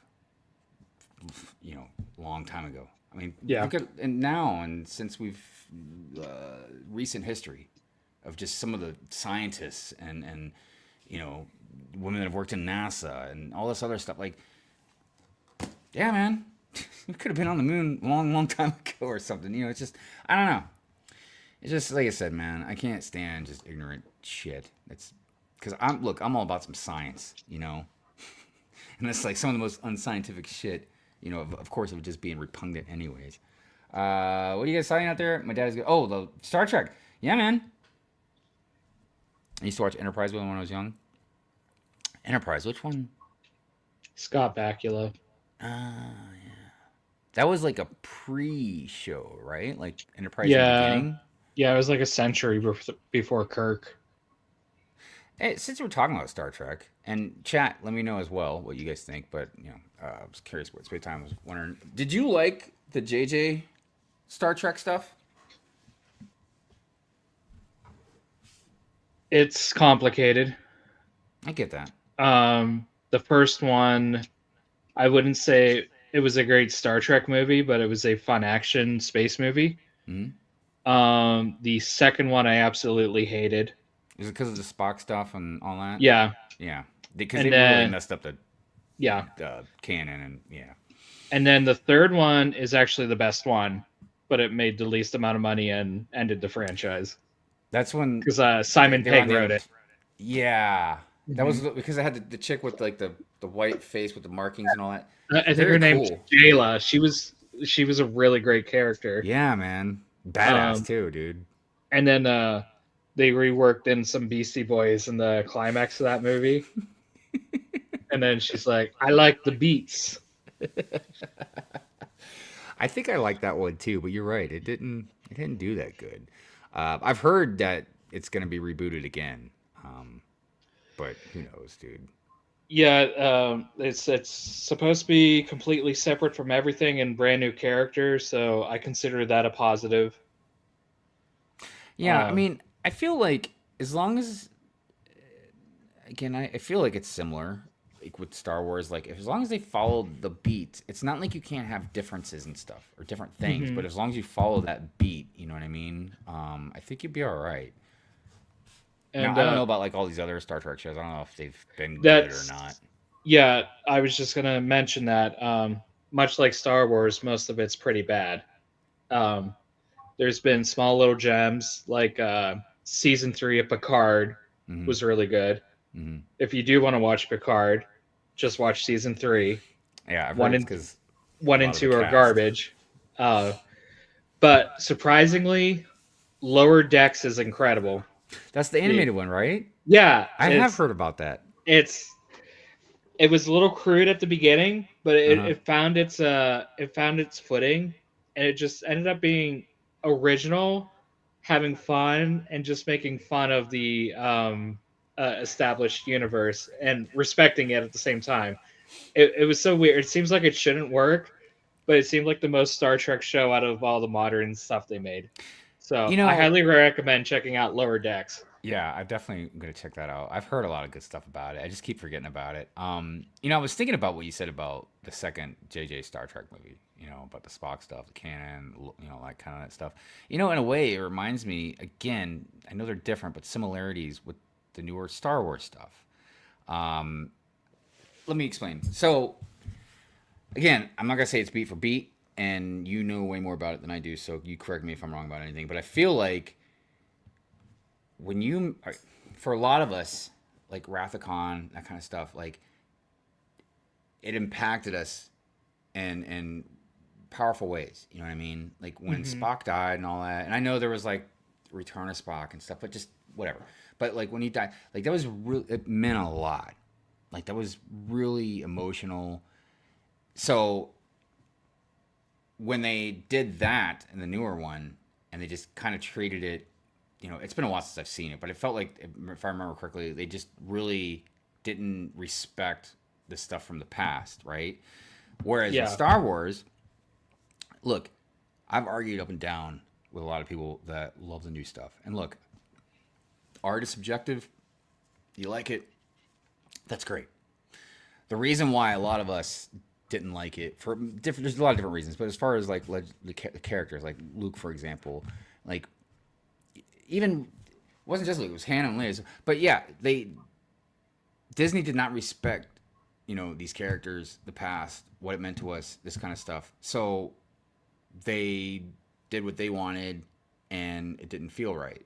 But there's a difference between the people that have been watching this stuff long before and the people that just started watching stuff now. And the reason there's this disconnect is because it's just like when I talked about with Star Wars fans, it's generational. So like a lot of the newer fans, they haven't watched it from as long as we have. They haven't seen it from a different vantage point. So they don't feel the same things that we feel. Um, by the way, I saw that Nerdbrick was here. What's up, Nerdbrick? How you doing, brother? Big Nate's at work. Bummer. Hell yeah, Beastie Boys. Javi says I kind of like the look of the Creo Star Trek sets over the Mega ones, but Lego still looks better to me. I mean, look, like I was showing this one, man. Like this is a really good looking set. Like it's a really good looking set. Um, Plus print, print. I will say these ones were stickers, the ones on the side. Oh, okay. Um, but yeah, all the rest of it was like print. Um, but it's like, okay, look, Pokemon's going to be another good example. We're going to see whatever Lego's going to put out. And look, the ones from Mega Bloks, dude, looked fantastic.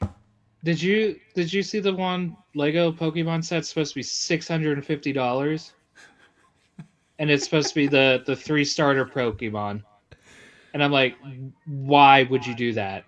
That's going to be their first Pokemon set coming out, the $600 one. Yeah, 650. That's what I'm saying, dude. Like, and look, I know there's a lot of adult Pokemon fans, but I feel like, is it not majority kids? Like, if it is, yes, Lego, We know Lego. You're gonna make a several $100 set, okay? We get it. Whatever. But are you reading the room? Can you Yeah, start off with like, I don't know, a $50 Pokemon set so that way some kids can have a Pokemon Lego set for Christmas or something? they are in that way, but it's just like it's. I think there's gonna be like a Eevee one, a small Pikachu, a bigger Pikachu, and then the $650 one, which is supposed to be like Dude, the first three Pokemon. dude, you want to know the And, biggest dick move that Lego could do? Is only put very unique cards in the $650 set, dude. oh my goodness! Dude, just the $650 set. If if they put cards in those sets, they're gonna get ripped open I don't know and why they wouldn't. It's not like they don't make other cards. yeah. So why wouldn't you make a card for the, you know, I don't know. I mean, because I always thought Pokemon was started off as cards, but apparently it started off as a video game, and Hmm. then they went into cards. So, because yeah, It I'm like, why wouldn't you make a card? may have technically been a manga first. Mm, I need to interesting. double check that, but yeah. Um, it's cool. Plants basically shut down. Just a few of us here being bored, making double pay. Oh, yeah, that's at least if you are working during Thanksgiving or whatever, whatever. Like you're getting compensated for it, man. I mean, at least get that. Um, as the minifigs, as always, so much better, and the bridge set was cool. Oh, talking about your thing that you Oh, made. thanks. Yeah, good stuff, man. Definitely, make it so. Which figs are better, Lego or Mega?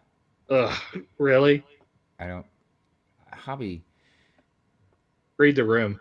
Hey, like Hobby. Look, I love you, so I'm not gonna go off. But if you were anybody else, man, I'd be like, "What the fuck are you talking about?" Look, you guys know me. I have the most non-biased opinion when it comes to a lot of this stuff, and I will tell you up and down just about any of these off-brand companies. In my opinion, yes, they compete with Lego, and if you want a really good thing that's not as expensive, yeah, buy some of them. But yeah, when it comes to minifigs, none of them are coming even close to touching Lego. No one's has been able to make something that's original iconic yet. I don't know why it's so iconic and it can't be duplicated into something else that's original, but it's just they haven't been able to do it. I think it's I think it's a combination of two things. I think one, the CMFs, the minifigs or whatever, they're so unique and just the right like the right amount of whatever. Because I don't think earlier ones were as great, but just what they're doing now Or with like Lego, the detail levels appropriate. yeah. Because you can Um, see like customs that are over detailed and like have clothing that protrudes and it's layered and it looks wrong like from a nightmare. hmm Actually, I just saw a custom. I can't remember which one it was, and I really liked it. Except it had like a cloth waist cape. Oh, it was a Padme. It was the expensive Padme and her Queen Amidala, not Padme. Oh, okay. Yeah, the one that came in the Gungan sub or whatever. Yeah, That's yeah, really yeah. expensive. Yeah, there's like a custom version of that, but like it's got a cloth waist. It just I was like everything looked pretty cool except for the cloth waist cape. But yeah, what you're saying is a lot of them can be over detailed. Hmm. Um, and I think the other thing too is hype. I think it. I think sometimes a lot of us, and I mean, I definitely put myself out there. You might kind of like something a little bit, maybe a little bit. I don't know. But just because a lot of other people hype it up or whatever, it makes you kind of like it more, or like you got to get it or something like that. And then of And course there's it's always nostalgia too nostalgia as well. with the Yeah, age. yeah. Hobby, you're so funny. You're like, rant me out. I deserve it. No, dude, you're good. You're good, brother. You're good. uh, hmm. Lego minifigures all day, dude. Even the mini dolls are better than a lot of the off-brand figs, man. uh, but I will say there's different unique things about some of them. Like Lumabrix figs, they're growing on me a little bit. Um, but yeah, I don't know. That's just one of those things. I think Lego just got down. It's gonna be a long time, if at all, somebody can compete with like the Fig stuff.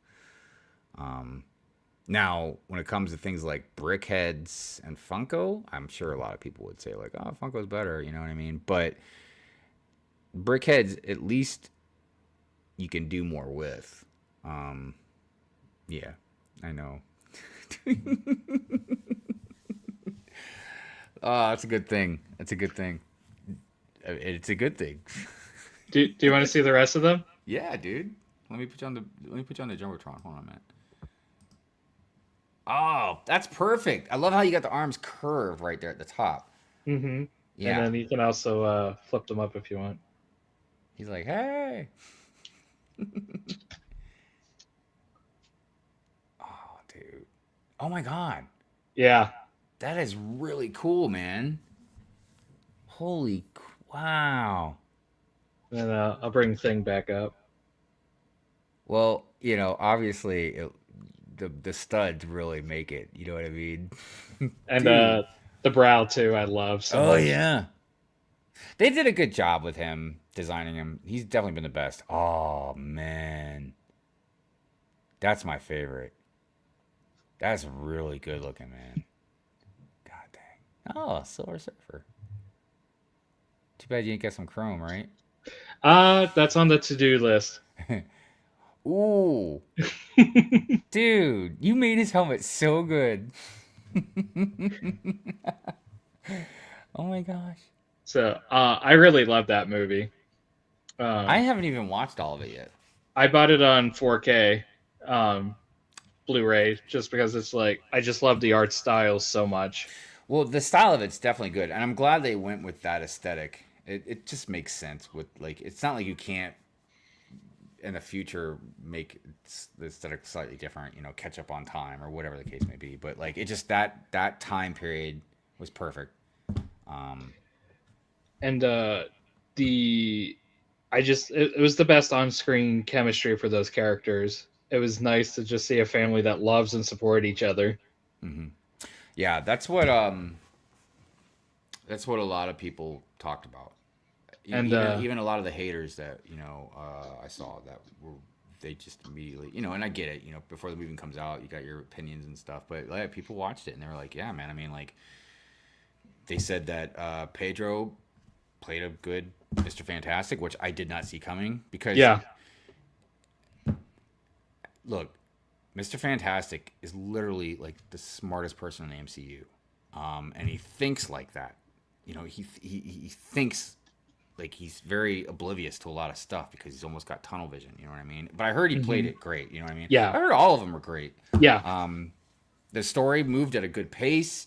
I yes. don't remember what some of the criticisms besides maybe like Silver Surfer. The But, Silver Surfer needed some more backstory. She didn't have enough in the film, but she had enough to get by.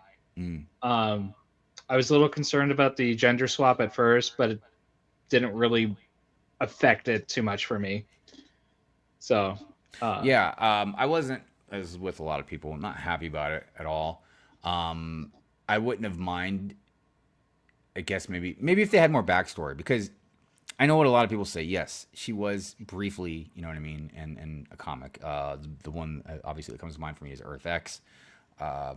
So if there was a little more backstory to it, like you said, maybe it would have made it a bit easier. But I heard she was still really cool. I heard that yeah, chase scene from when they left Galactus or something like that was like yes. one of the coolest chase scenes ever. Galactus is himself, amazing. Like that was a tough one to pull off. You know what I mean? hmm Because obviously the suit and everything, you got to make it look right. But yeah, dude, even like the stuff that I did see, like he was like intimidating as hell. So like growing up, I always wanted like someone like Charlton Heston to play Galactus, just the Mm. big booming voice. Yeah, yeah, yeah. But obviously that can't happen since he's been long passed away. Right, right. But the dude, I But can't remember his name, but he did a good job, man. I mean, yeah, um, the only argument I will make for the Silver Surfer being Shalaba hmm instead of Norin Rad hmm is it gave Johnny's subplot more substance. I don't think it would have worked as well if it was Norin Rad. They would have had to rework Johnny's arc. Yeah, and that was another thing too. Is something that a lot of people said. Again, whether it was somebody cool or just haters in general, like that what they perceived the film was going to be just from the trailers and everything, it wasn't really like that. Like Johnny, or interviews and Mhm. stuff, like they said like Johnny wasn't going to be like his normal Johnny, and they said he kind of really was. He was like kind of you could tell he's all about some women and stuff. You know what I mean? Obviously, the what you said, the relationship with Charlotte Ball.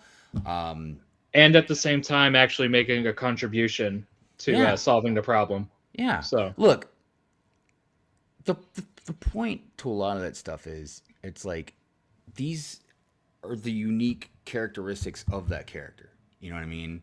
Like that's what made him so different because not just Johnny, but just in general, like you have these because you don't want everybody to be the same, and you mhm. even want people to have flaws or maybe complications, you know, like yeah, I don't really like this, but it's still a good character. Like sometimes it's good. I think with villains, they've done it a little too much with nuance. Like I think it's just cool to just have straight bad guys with some things sometimes. But Mhm. but like yeah, your protagonists and stuff like that. Yeah, it's just good to have these character developments.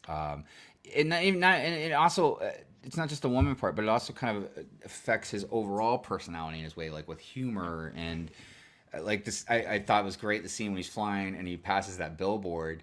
You know what I mean? That like lights up on fire or whatever. I mean, it's just funny. It's good stuff. Um, Who was surprisingly good was also the actor who played the mole man.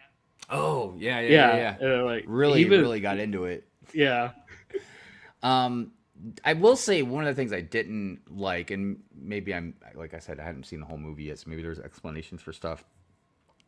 It seemed like Mr. Fantastic didn't utilize his stretchiness as good as he could. Especially it seemed like Galactus pulling him. I mean, All of their powers were very sparingly used. They okay, were. It was more focused on the science.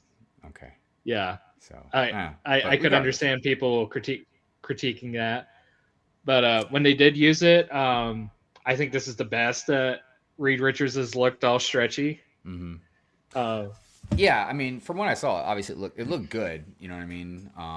And a lot of stuff I saw, it was really cool to see how he probably would utilize his stretchy powers. Like I remember when he's climbing up the ladder, like it kind of like he stretched and it pulled almost like a rubber band kind of thing. yeah, Yeah, there would be a lot of stuff similar to that.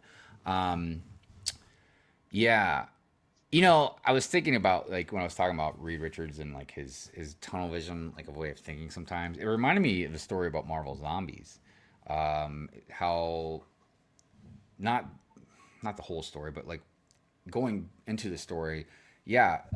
Reed in the Ultimate Marvel universe, he let the zombies like infect the Fantastic Four and then infect him because he saw it more as like a scientific like evolution kind of thing because hmm then they just wouldn't die or whatever.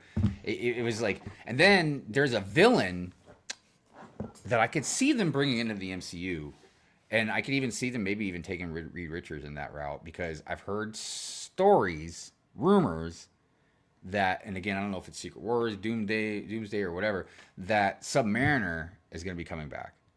And for those that know history of of Marvel Comics, Submariner was madly in love with Sue Storm to hmm the point where there was almost like this weird love triangle, kind of like with like Logan, Scott Summers, and Jean Grey, in a way. So I think if they really want to do a good villain, they'll have some type of entanglement or something going on, maybe, and then Reed Richards becomes the Maker. So the Maker is a villain that is Reed Richards. Nobody knew who he was for a long time because he's got like this crazy helmet thing on. But the most dangerous villains, in my opinion, would be the smartest. You know what I mean? You wouldn't want Iron Man, Reed Richards. That's why Doctor Doom is such a competitive villain. You know what I mean? Because he's so intelligent.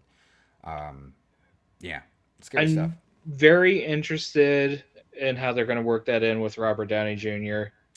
Um, I'm skeptical, but I trust the Russos. So here's my thing: is honestly, I could be wrong, but I really think this because what Secret Doomsday's first, I think, then Secret Yeah, Wars. Yeah, I think both of them. I think they're going to be great movies. I really do. Hmm. I think they're going to be really action packed. I think there's going to be a lot of cool shit. I mean,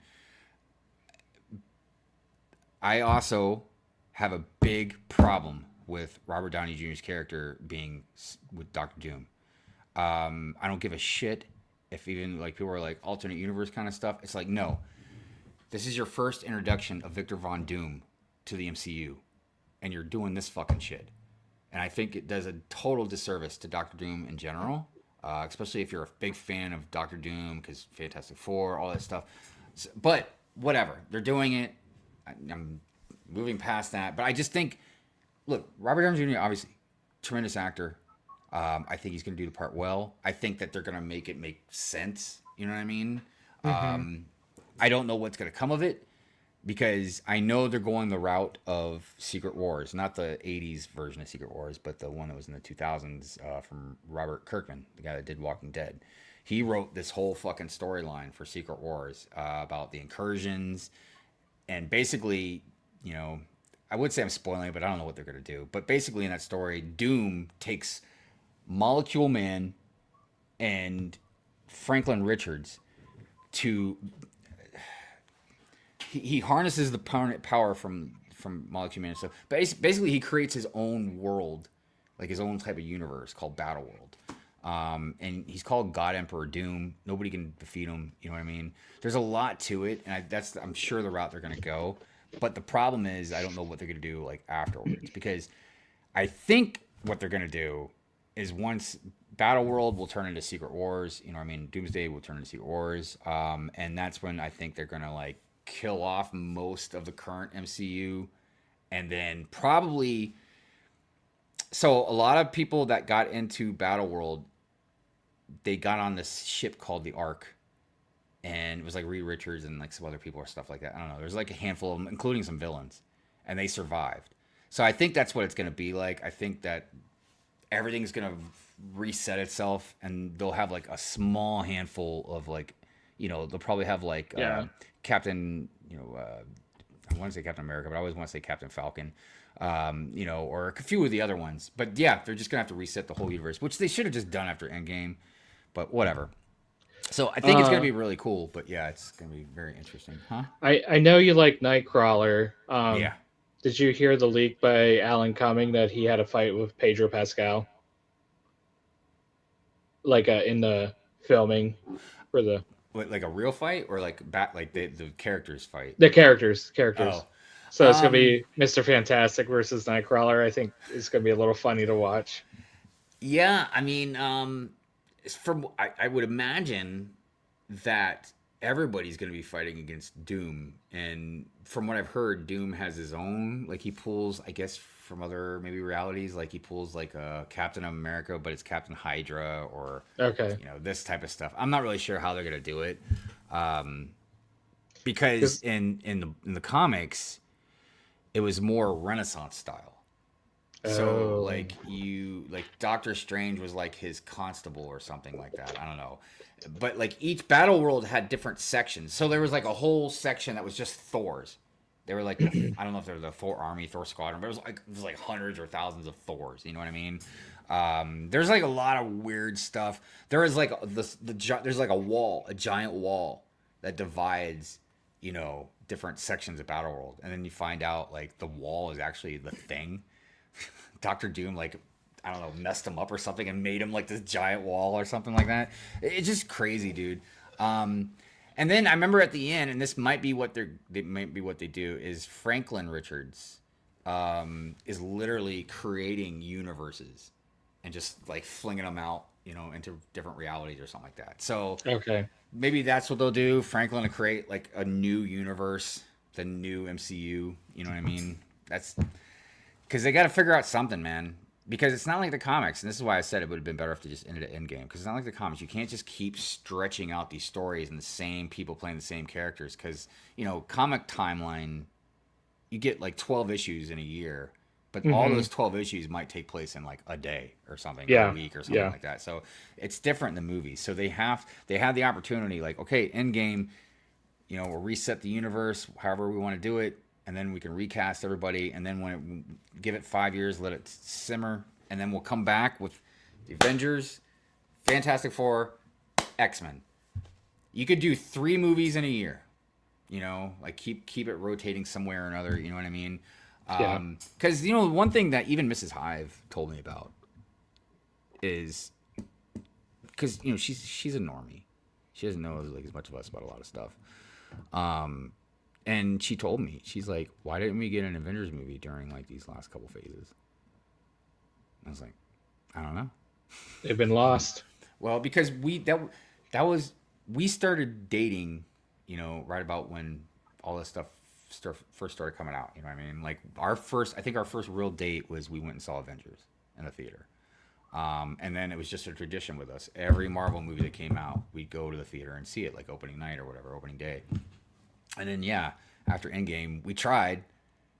It's like we tried, but like she was more harsh about some stuff than I was, and she doesn't even know a lot of the like when we watched the Thor: Love and Thunder, or whatever. She hated it. She because That movie she was tonal whiplash. so she always liked boring Thor, you know, and then she really enjoyed uh, Ragnarok. Ragnarok because she was like, man, Thor's he's fun, man. That's different, you know. And it even kind of made sense because he'd been through a lot in his life. You know what I mean? Like maybe he's had a different perspective, blah blah blah. So, but yeah, man. Like, but the Love and Thunder, she was like, man, this Thor sucks, man. She's like, what is this? What is he doing? Like, why is he acting so stupid about stuff? Multiverse of Madness. We both had the same criticism where we thought that it would have dived a lot more. We would have spent a lot more time in different alternate universes. Like, remember the scene when they just kept crashing through universe after universe after universe? Like, give Yeah. us some of that for a little bit. It doesn't have to be like a whole movie, like, but just I don't know. It seems so interesting, you know. Like we even got a little taste of it with Wolverine, you know, and Deadpool 3. When you got to see all these different Wolverines and different realities, you know what I mean? And look, I know it was done for fun, but it still bothers me when they did the short Wolverine because that's not what short Wolverine would have looked like. Just because he's that tall, he's stocky as shit, man. He's Yeah. fucking stocky, and he's got more back hair than anybody I've ever seen in my life. It's Wolverine, dude. But whatever. I finally watched the Marvels on Disney Plus, and That I'm was like, with Kamala Khan, right? yeah, Yeah. it was okay, Wait, but the the movie. It was movie, the movie, yeah. right, right. I will But say, oh, go ahead. I would not have had fun watching it in the theater. Sitting at I home building a Lego set, just look. fine. I didn't hate it the way a lot of people did. You know, it had some dumb stuff in it or whatever. But I will tell you this, man. I don't know. I think some, and I get it. Like Brie Larson, for instance. I don't hate Brie Larson like a lot of people did. Actually, a lot. She seems to be making a comeback to her, man. A lot of haters Yeah. that hated on her now, like defending her and stuff, and try to like prop her up and say, "Oh man," look. But I didn't hate her as much as she other. But I get like she definitely made some comments or like, eh. I will say the girl that plays Kamala Khan is phenomenal. She's so Phenomenal, much dude. fun to watch. She's Oh my having so god, much fun. dude, and not and you can tell because she's obviously a fan. A lot of people know this. You know, she's a huge comic book fan. Like goes to the comic book stores, knows more lore than most people I know. Um, but she's just a really professional. You know, got a good head on her shoulders actress, man. So yeah. Um, When you say comic book store, it just reminded me. Um, what's the actor who played the Punisher in the Netflix shows? not Um, Thomas Jane. John Berthel, I think his name is. anyway, after he got casted, supposedly he went into a comic book store, started buying all the Punisher comic books he could.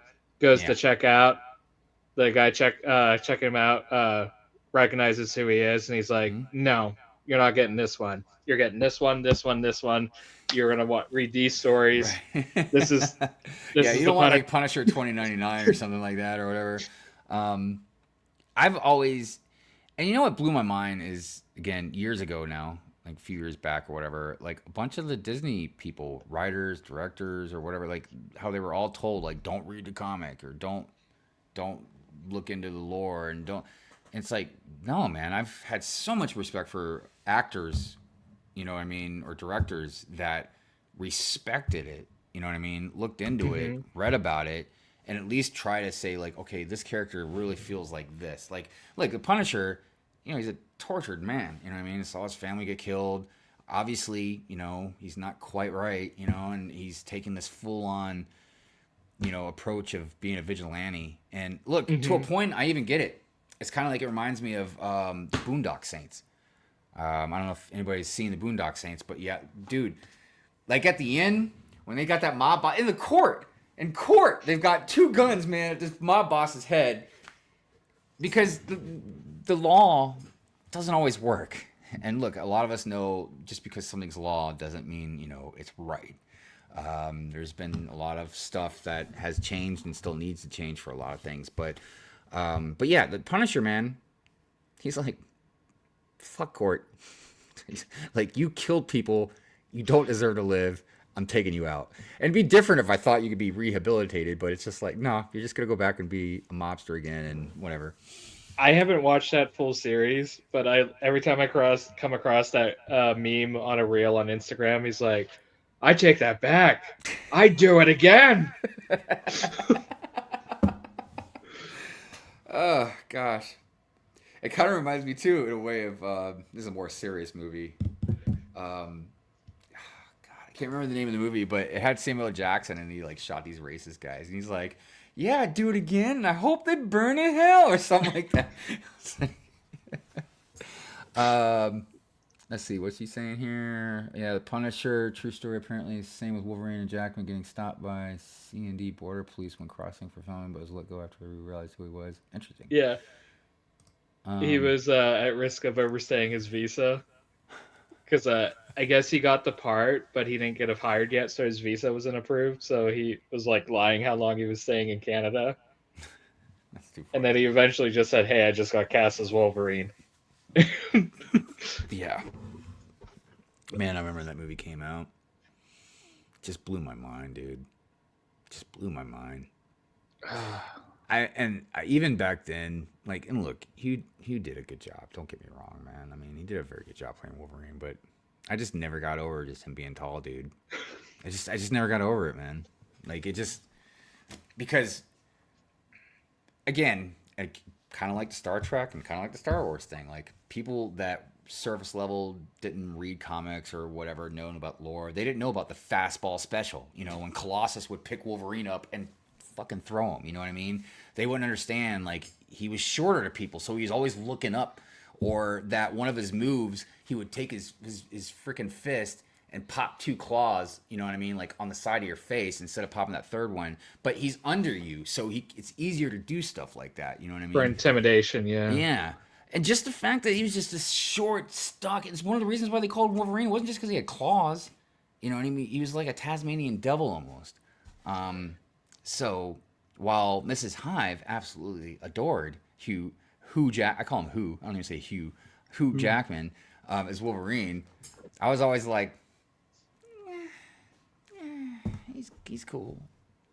It's like, he's not that cool. He's not cool enough that now I got to compete with freaking Wolverine or some effects on my The wife or something, you know? the Deadpool and Wolverine movie was close to perfect as I could think it could be. Mm-hmm. But I would have wanted more Colossus, but I understand why they didn't. Yeah. Because for the first two Deadpool movies, like Colossus was just such a great character. And And I think they portrayed him really kind of perfect, you know, like he is in the comic books, and because he's tough, but he's very kind. Dude, Colossus is an artist. You know, like literally, like he paints and draws, and he's got, you know, Lania. What do they call? What's her fucking code name? She was in one of the new. She was a New Mutant, but yeah, yeah. doesn't matter. But that's his little sister, you know. Um, but yeah, they portrayed him really Uh, well. Besides Days of Future Past, like I always considered the Deadpool movies to be the best X-Men movies made Yeah, they kind of are in a because weird it sort of just way. it just felt like this is what X-Men are, and it's like there's so little X-Men in those movies. Yeah, X Men is tough to do because how big it is. You know, Yeah. I always told people like, my comic book knowledge is heavy X-Men. I know some stuff about the Avengers or whatever. You know what I mean? Different Hmm. characters. Like my dad, he was a huge Thor fan, but like for me, it was always about Uncanny X-Men, X-Men, X-Force. New Mutants, Uncanny X-Force. There's so many of them now. Dude, there's like hundreds of different X-Men characters. So many X-Men stories would make good miniseries. Oh yeah. Like like Phoenix Saga and Dark Phoenix Saga would be two great series, like 10 hours each. You know, Yeah, because and I that's what feel like they always screw it up in the movie, and they just want to jump right to Dark Phoenix. yeah, And and that's what yeah, they want to jump to stuff because look, I think it's important to draw that out because of the character development, the emotional, you know, highs and lows and stuff like that. But yeah, I definitely think, and plus, that was really troubling for Jean Grey as well. And then, of course, if you start getting into the whole like Madeline Pryor type stuff, and I don't know, yeah, Mister Sinister and everything else, it gets pretty they wild. they did that in X-Men '97. They did Madeline Pryor. Yeah, I wasn't sure how crazy they got with the newer Did cartoons did you either. ever did you get into '97 yet, or did you just decide you weren't going to watch it? No, when that cartoon came out in '97 or whatever, I was I remember I was working at the time. I think I was like 16, and I got a job, and I remember working. And the reason I bring that up is because for whatever reason I missed the first episode because I remember my job was I sold newspapers, Hmm. So I remember one of the houses I walked up to, knocked on the door or whatever. Yeah, man, the kids or whatever, you could hear it. Like they're watching the new X-Men cartoon, and I was like so bummed out about it. And it just seemed like every time it came on, like I just kind of missed it. Yeah, I don't know. I just somehow inadvertently just always avoided that X-Men cartoon. And I'll be quite honest with you, I don't even know if I really kind of wanted to watch it in a way because I watched a X-Men cartoon that came out way before that, called The Pride of the X-Men. yeah. The And unaired pilot, yeah, or yeah, and I personally thought that animation and stuff was better than X-Men '97, man. But whatever. yeah. It's Um, that better budget. yeah. So I just always seem to avoid it, and then I was 16, so I don't know, 17, 18. Like I was just doing stuff like partying and hanging out and doing other things. You know what I mean? I just somehow missed it. And then, yeah, when it came out, whatever, a year or two ago or whatever was coming Yeah, back, like since I didn't have nothing really to do with the first one, I was just like, whatever. So, they do a pretty decent recap at the beginning of it. Um, if you ever find yourself some downtime, if you like X-Men, I definitely think it's worth checking out. I'm Um, sure eventually I'll have Gambit has time. Gambit has some pretty good epic moments in that series. Cool. Yeah.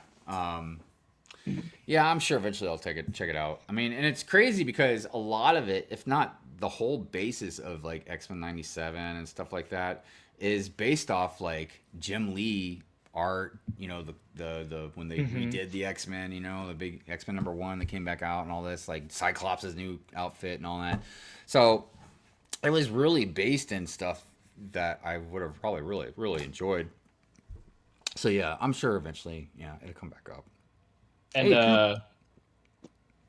I think the next season that they're doing, whenever it comes out, they're going to be meeting Apocalypse before he's like in his apocalypse form. Yeah. So like what's his name? Abin Sur or something. Yeah, But yeah, yeah. kind of like what they did with the movies and stuff as well. Actually, I Yeah. remember the cartoon when it came out. They finally like dived into like his origins and stuff because he was like technically like the first mutant or something. Yeah. Um, And he was voiced by, I want to say it was John Colicos. He played one of the original Klingons in Star Trek and just has that deep menacing voice. You dare challenge Apocalypse.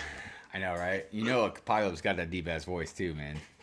Um, Bro, I cried. It was a soft sob when I watched that first intro of the new X-Men '97. Yeah, man. Um, I remember, like, yeah, I don't know. It just, God, my brain goes in so many different directions because when you talk about, you know, cried soft sob for the intro or whatever, it made me think about like other things that have happened, as far as like pop culture or something that we love that's like been a tearjerker for us.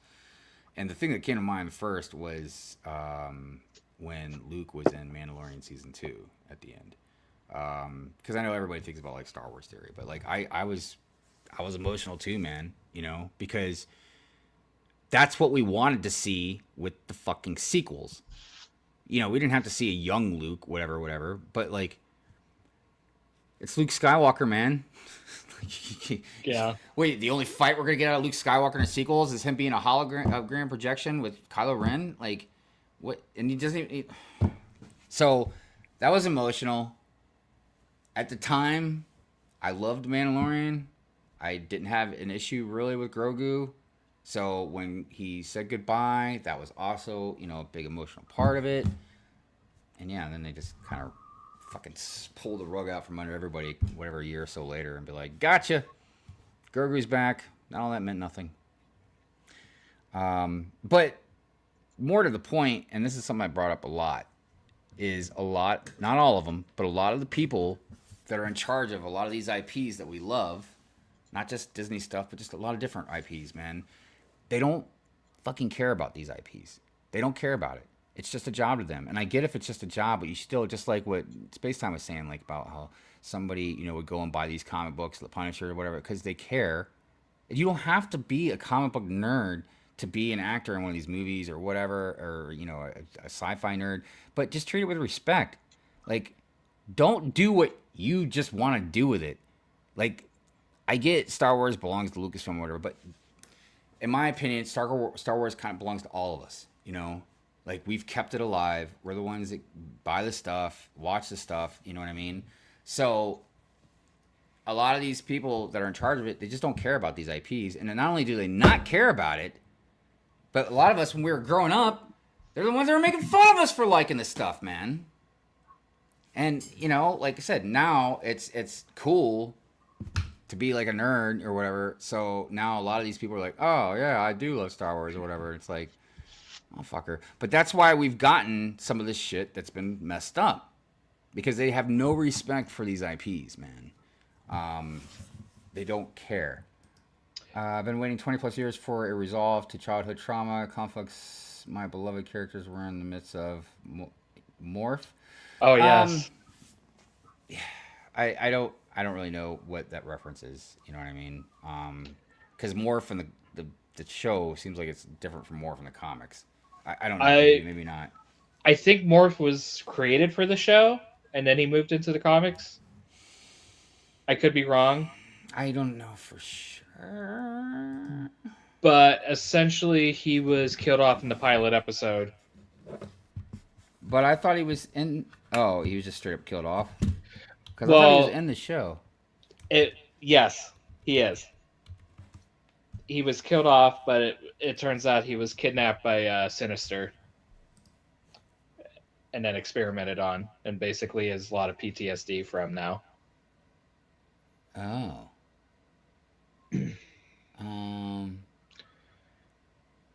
Sorry, I'm just reading a little bit of. So yeah, came from the animated. What the fuck am I thinking? Hold on a second. I'm thinking. I thought Morph was in. Hold on, Age of Apocalypse, and that was way before. Way before the show, I thought. Hold on. Yeah, what the fuck?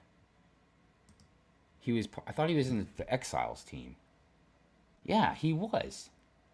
So what? And that came out when I was... Shit. Maybe it did come out afterwards. Hold on. Because I want to say the first season of X-Men came out like 93. 94. Yep. because I was like, I remember seeing him in Age of Apocalypse. So yeah, that was in '94. So yeah, it was a year after the show came out. And I guess there Um, was a little controversy in the new show with him yeah, what because the trans stuff? oh no, Is that what it was? they made he was a non-binary character, Oh, that's what it was. which Yeah, kind of makes sense because they're a shapeshifter yeah. and Um, I mean, there's still some, I think, some complications to it because yes, it makes sense as being a shapeshifter, but did he not start off as either one or the other? Maybe you know what I mean? well, Like, being a '90s kids television show, they wouldn't have gone that explicit. He had, and I apologize, I'm saying he.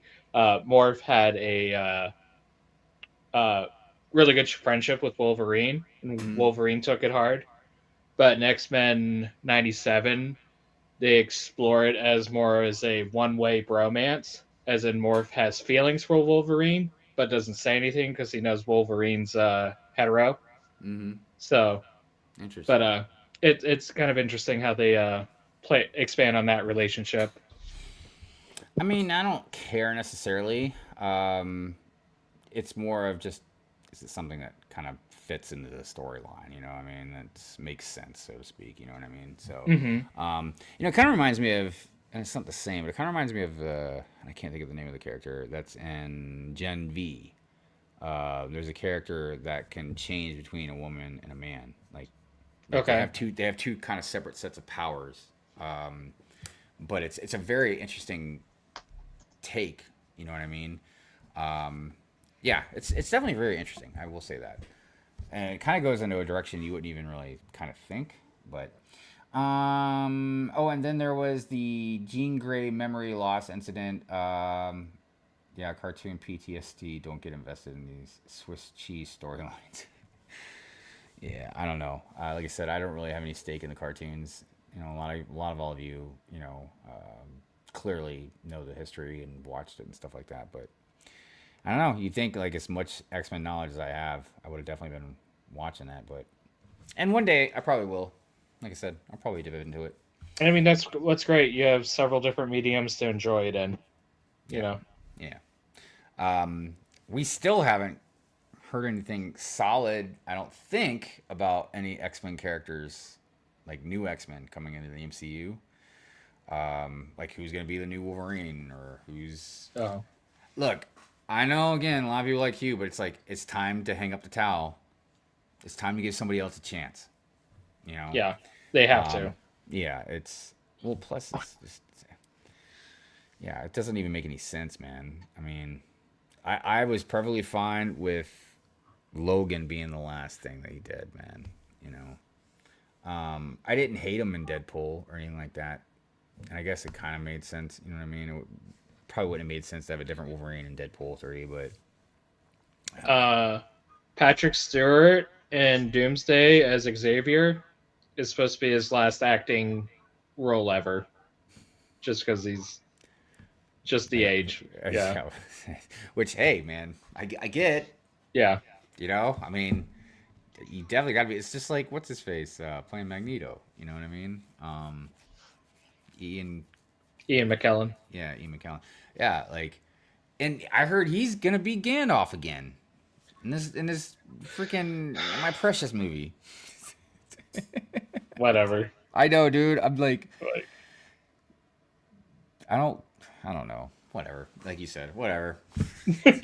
I mean, look, and here's the sick part, man. This is the I feel like the trickery because it was just the same thing, similar to like Doomsday.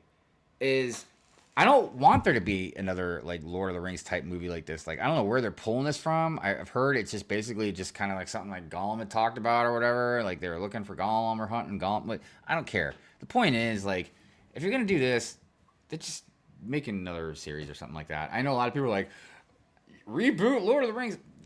no.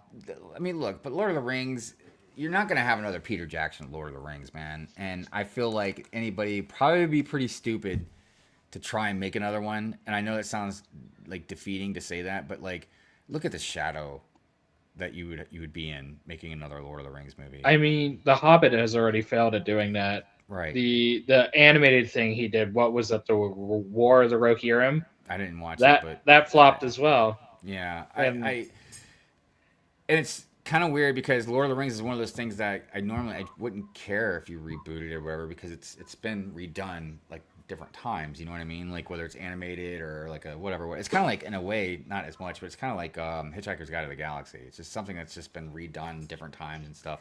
So I wouldn't really care. But yeah, look, is it perfect? No, nothing is really ever perfect. But it's about as perfect of a movie of a trilogy that you can kind of get. I put the Lord of the Rings trilogy above Star Wars. You know what I mean? Like, I can't remember if I've told you this or if you've already know this, but every time they make a Hitchhiker's Guide, the ending's different, and it's due to the improbability drive I know I did know in the that. story. Yeah, so and it's kind of like an in joke of every time they do interpretation of like a book or a radio drama or a TV movie or a theatrical movie, the ending's So always a little bit different. I've had to reread the whole series once, but I've even read a couple of the other books a couple times because a lot of people that look at it on a surface level just think it's like a funny movie or whatever, and it is, right? But there's like so much deeper shit that's going on in these books. Some of it kind of translated into the movies or plays or whatever, like reincarnation, God. Like there's a lot of stuff. Like God in the books is like this useless person that's just like on this planet, like just living like the life. They don't even know they're God. It's really wild. There's a lot more to it, but like, and then the reincarnation thing. So a lot of people probably know the movie the best. It's on a surface level. So there's a scene in the movie where there's a sperm whale and a pot of petunias, like these missiles turned into, and they're just like falling through the sky. The sperm whale, whatever, but they say like going through the thoughts of the petunias was like, oh no, not again. So a lot of people don't even understand what that means. There's this character, I can't remember his name, and he's constantly reincarnated, constantly gets killed and reincarnated. And one of the reincarnations is that pot of petunias, because he got reincarnated and now he's gonna die all over again. And most of the time, I think maybe every time that he dies is because of Arthur, because Arthur does something inadvertently that kills him or whatever. So now like he goes through like this thing about wanting to kill Arthur, and it's a whole thing. But it really kind of tries to help explain certain things like reincarnation and time, like the restaurant at the end of the universe. Like it's funny because you think it's like a restaurant at like the end of the universe, like a length, but no, it's the restaurant at the end because the universe dies, and they have this thing where they can like pull the time back. Like you get to watch the universe die, and then they like rewind it. So that way, like, time goes back to normal. But that's why they call it the restaurant at the end of the universe. Which is another funny part, too, is, like, they have a cow. I don't know if you ever knew about this, but, like, a cow serves, like, a cow walks up. Like, they're at the dinner table. This cow walks up and is like, what piece of me would you like to eat? And he's like, I recommend this or whatever. It's, like, it's so bizarre, man. I think Old Man Logan would be a decent series. Comics did it. It'd be a lot like the Loki series. Well, that's kind of like what Logan was, but With a spin on it. yeah, but I mean a very loose spin on it because Old Man Logan, the story is set in like way further in the future. I was And confusing it with Planet Hulk, but yeah, I remember there's a really messed up thing with the Hulk in that one. yeah, like there's like Hulk Inbreed. kids and stuff, Yeah, and yeah, it's pretty gory. Like there's a lot of weird shit in it, and but he like eats Wolverine at the end, right? Yeah, like so- which is dumb. I mean, look, if you know anything about Wolverine, the last thing you want to do is eat him yeah. because he's gonna heal. You're not gonna break his bones, and he's gonna tear his way out of you. Yeah, that's it's so wild, man. Because I remember like my dad collected comic books. That's how I got into comics, and I could still remember exactly, when I was a kid, and I was asking my dad about like what is the X-Men, and like he was telling me about them, and then he told me about Wolverine, and I just remember him just being almost giddy tell me like, yeah, he's got this healing power. Like if you were to cut him, like his cut would heal automatically. And, like his bones are made of metal, and he's got these like claws that are made of metal, and it's called adamantium, and it can cut through anything. And I was just like, what the heck? It's like what? But I remember again appreciating X-Men because they did something similar to like Star Trek, you know, when the whole new X-Men had come out in the 70s or whatever, you know, they had all these different characters, different races and from different places, man, you know what I mean? You got someone from Africa and someone from Germany and someone from Russia and someone, you know, they had a Native American and like just, you know, all kinds of variety of different people from different places, man. And it was such a good mix. You know, because I always tell people, like, if everybody's the same, man, you know how fucking boring that is? Like, not even just looking the same, but just same opinions and stuff like that. It's just so boring. Well, I gotta tell you, Space Time, you've really made the time go by quickly with these conversations, man, because it's been like 2.5 hours. Really? Oh man. Yeah, dude. Oh yeah, it has. I know, it's so crazy. It's been 2.5 hours. All right, so listen, I'm gonna go ahead and cut it out. I'm gonna eat some leftovers really late at night, like I shouldn't. You guys have fun on Black Friday tomorrow if you're going out and doing anything. I feel like for the most part now shopping is like online and stuff. So hopefully, not only there will be no issues with your enterprise, but you'll get it quickly. Yeah. Sometimes it happens. Every once in a while, man, we'll order something online, and I don't know, it may just slips through, and we get it in like 3 days or something. Well, hopefully yeah. I get another one tomorrow in store. Right? Yeah, I'll be curious to see how busy it is for you. You'll have to let me know. Post a picture or something like that, or send me a picture. Definitely. All right. Well, everybody, it's been fun. Yeah, I don't know, man. These Hive streams are just really weird. There's no structure to it. So tomorrow, hopefully I'll see everybody for Pure Fury. I will be going off about some more clickbaity stuff. The one dude that I ranted about last week, I think it was last week, I'm going to be ranting about him again.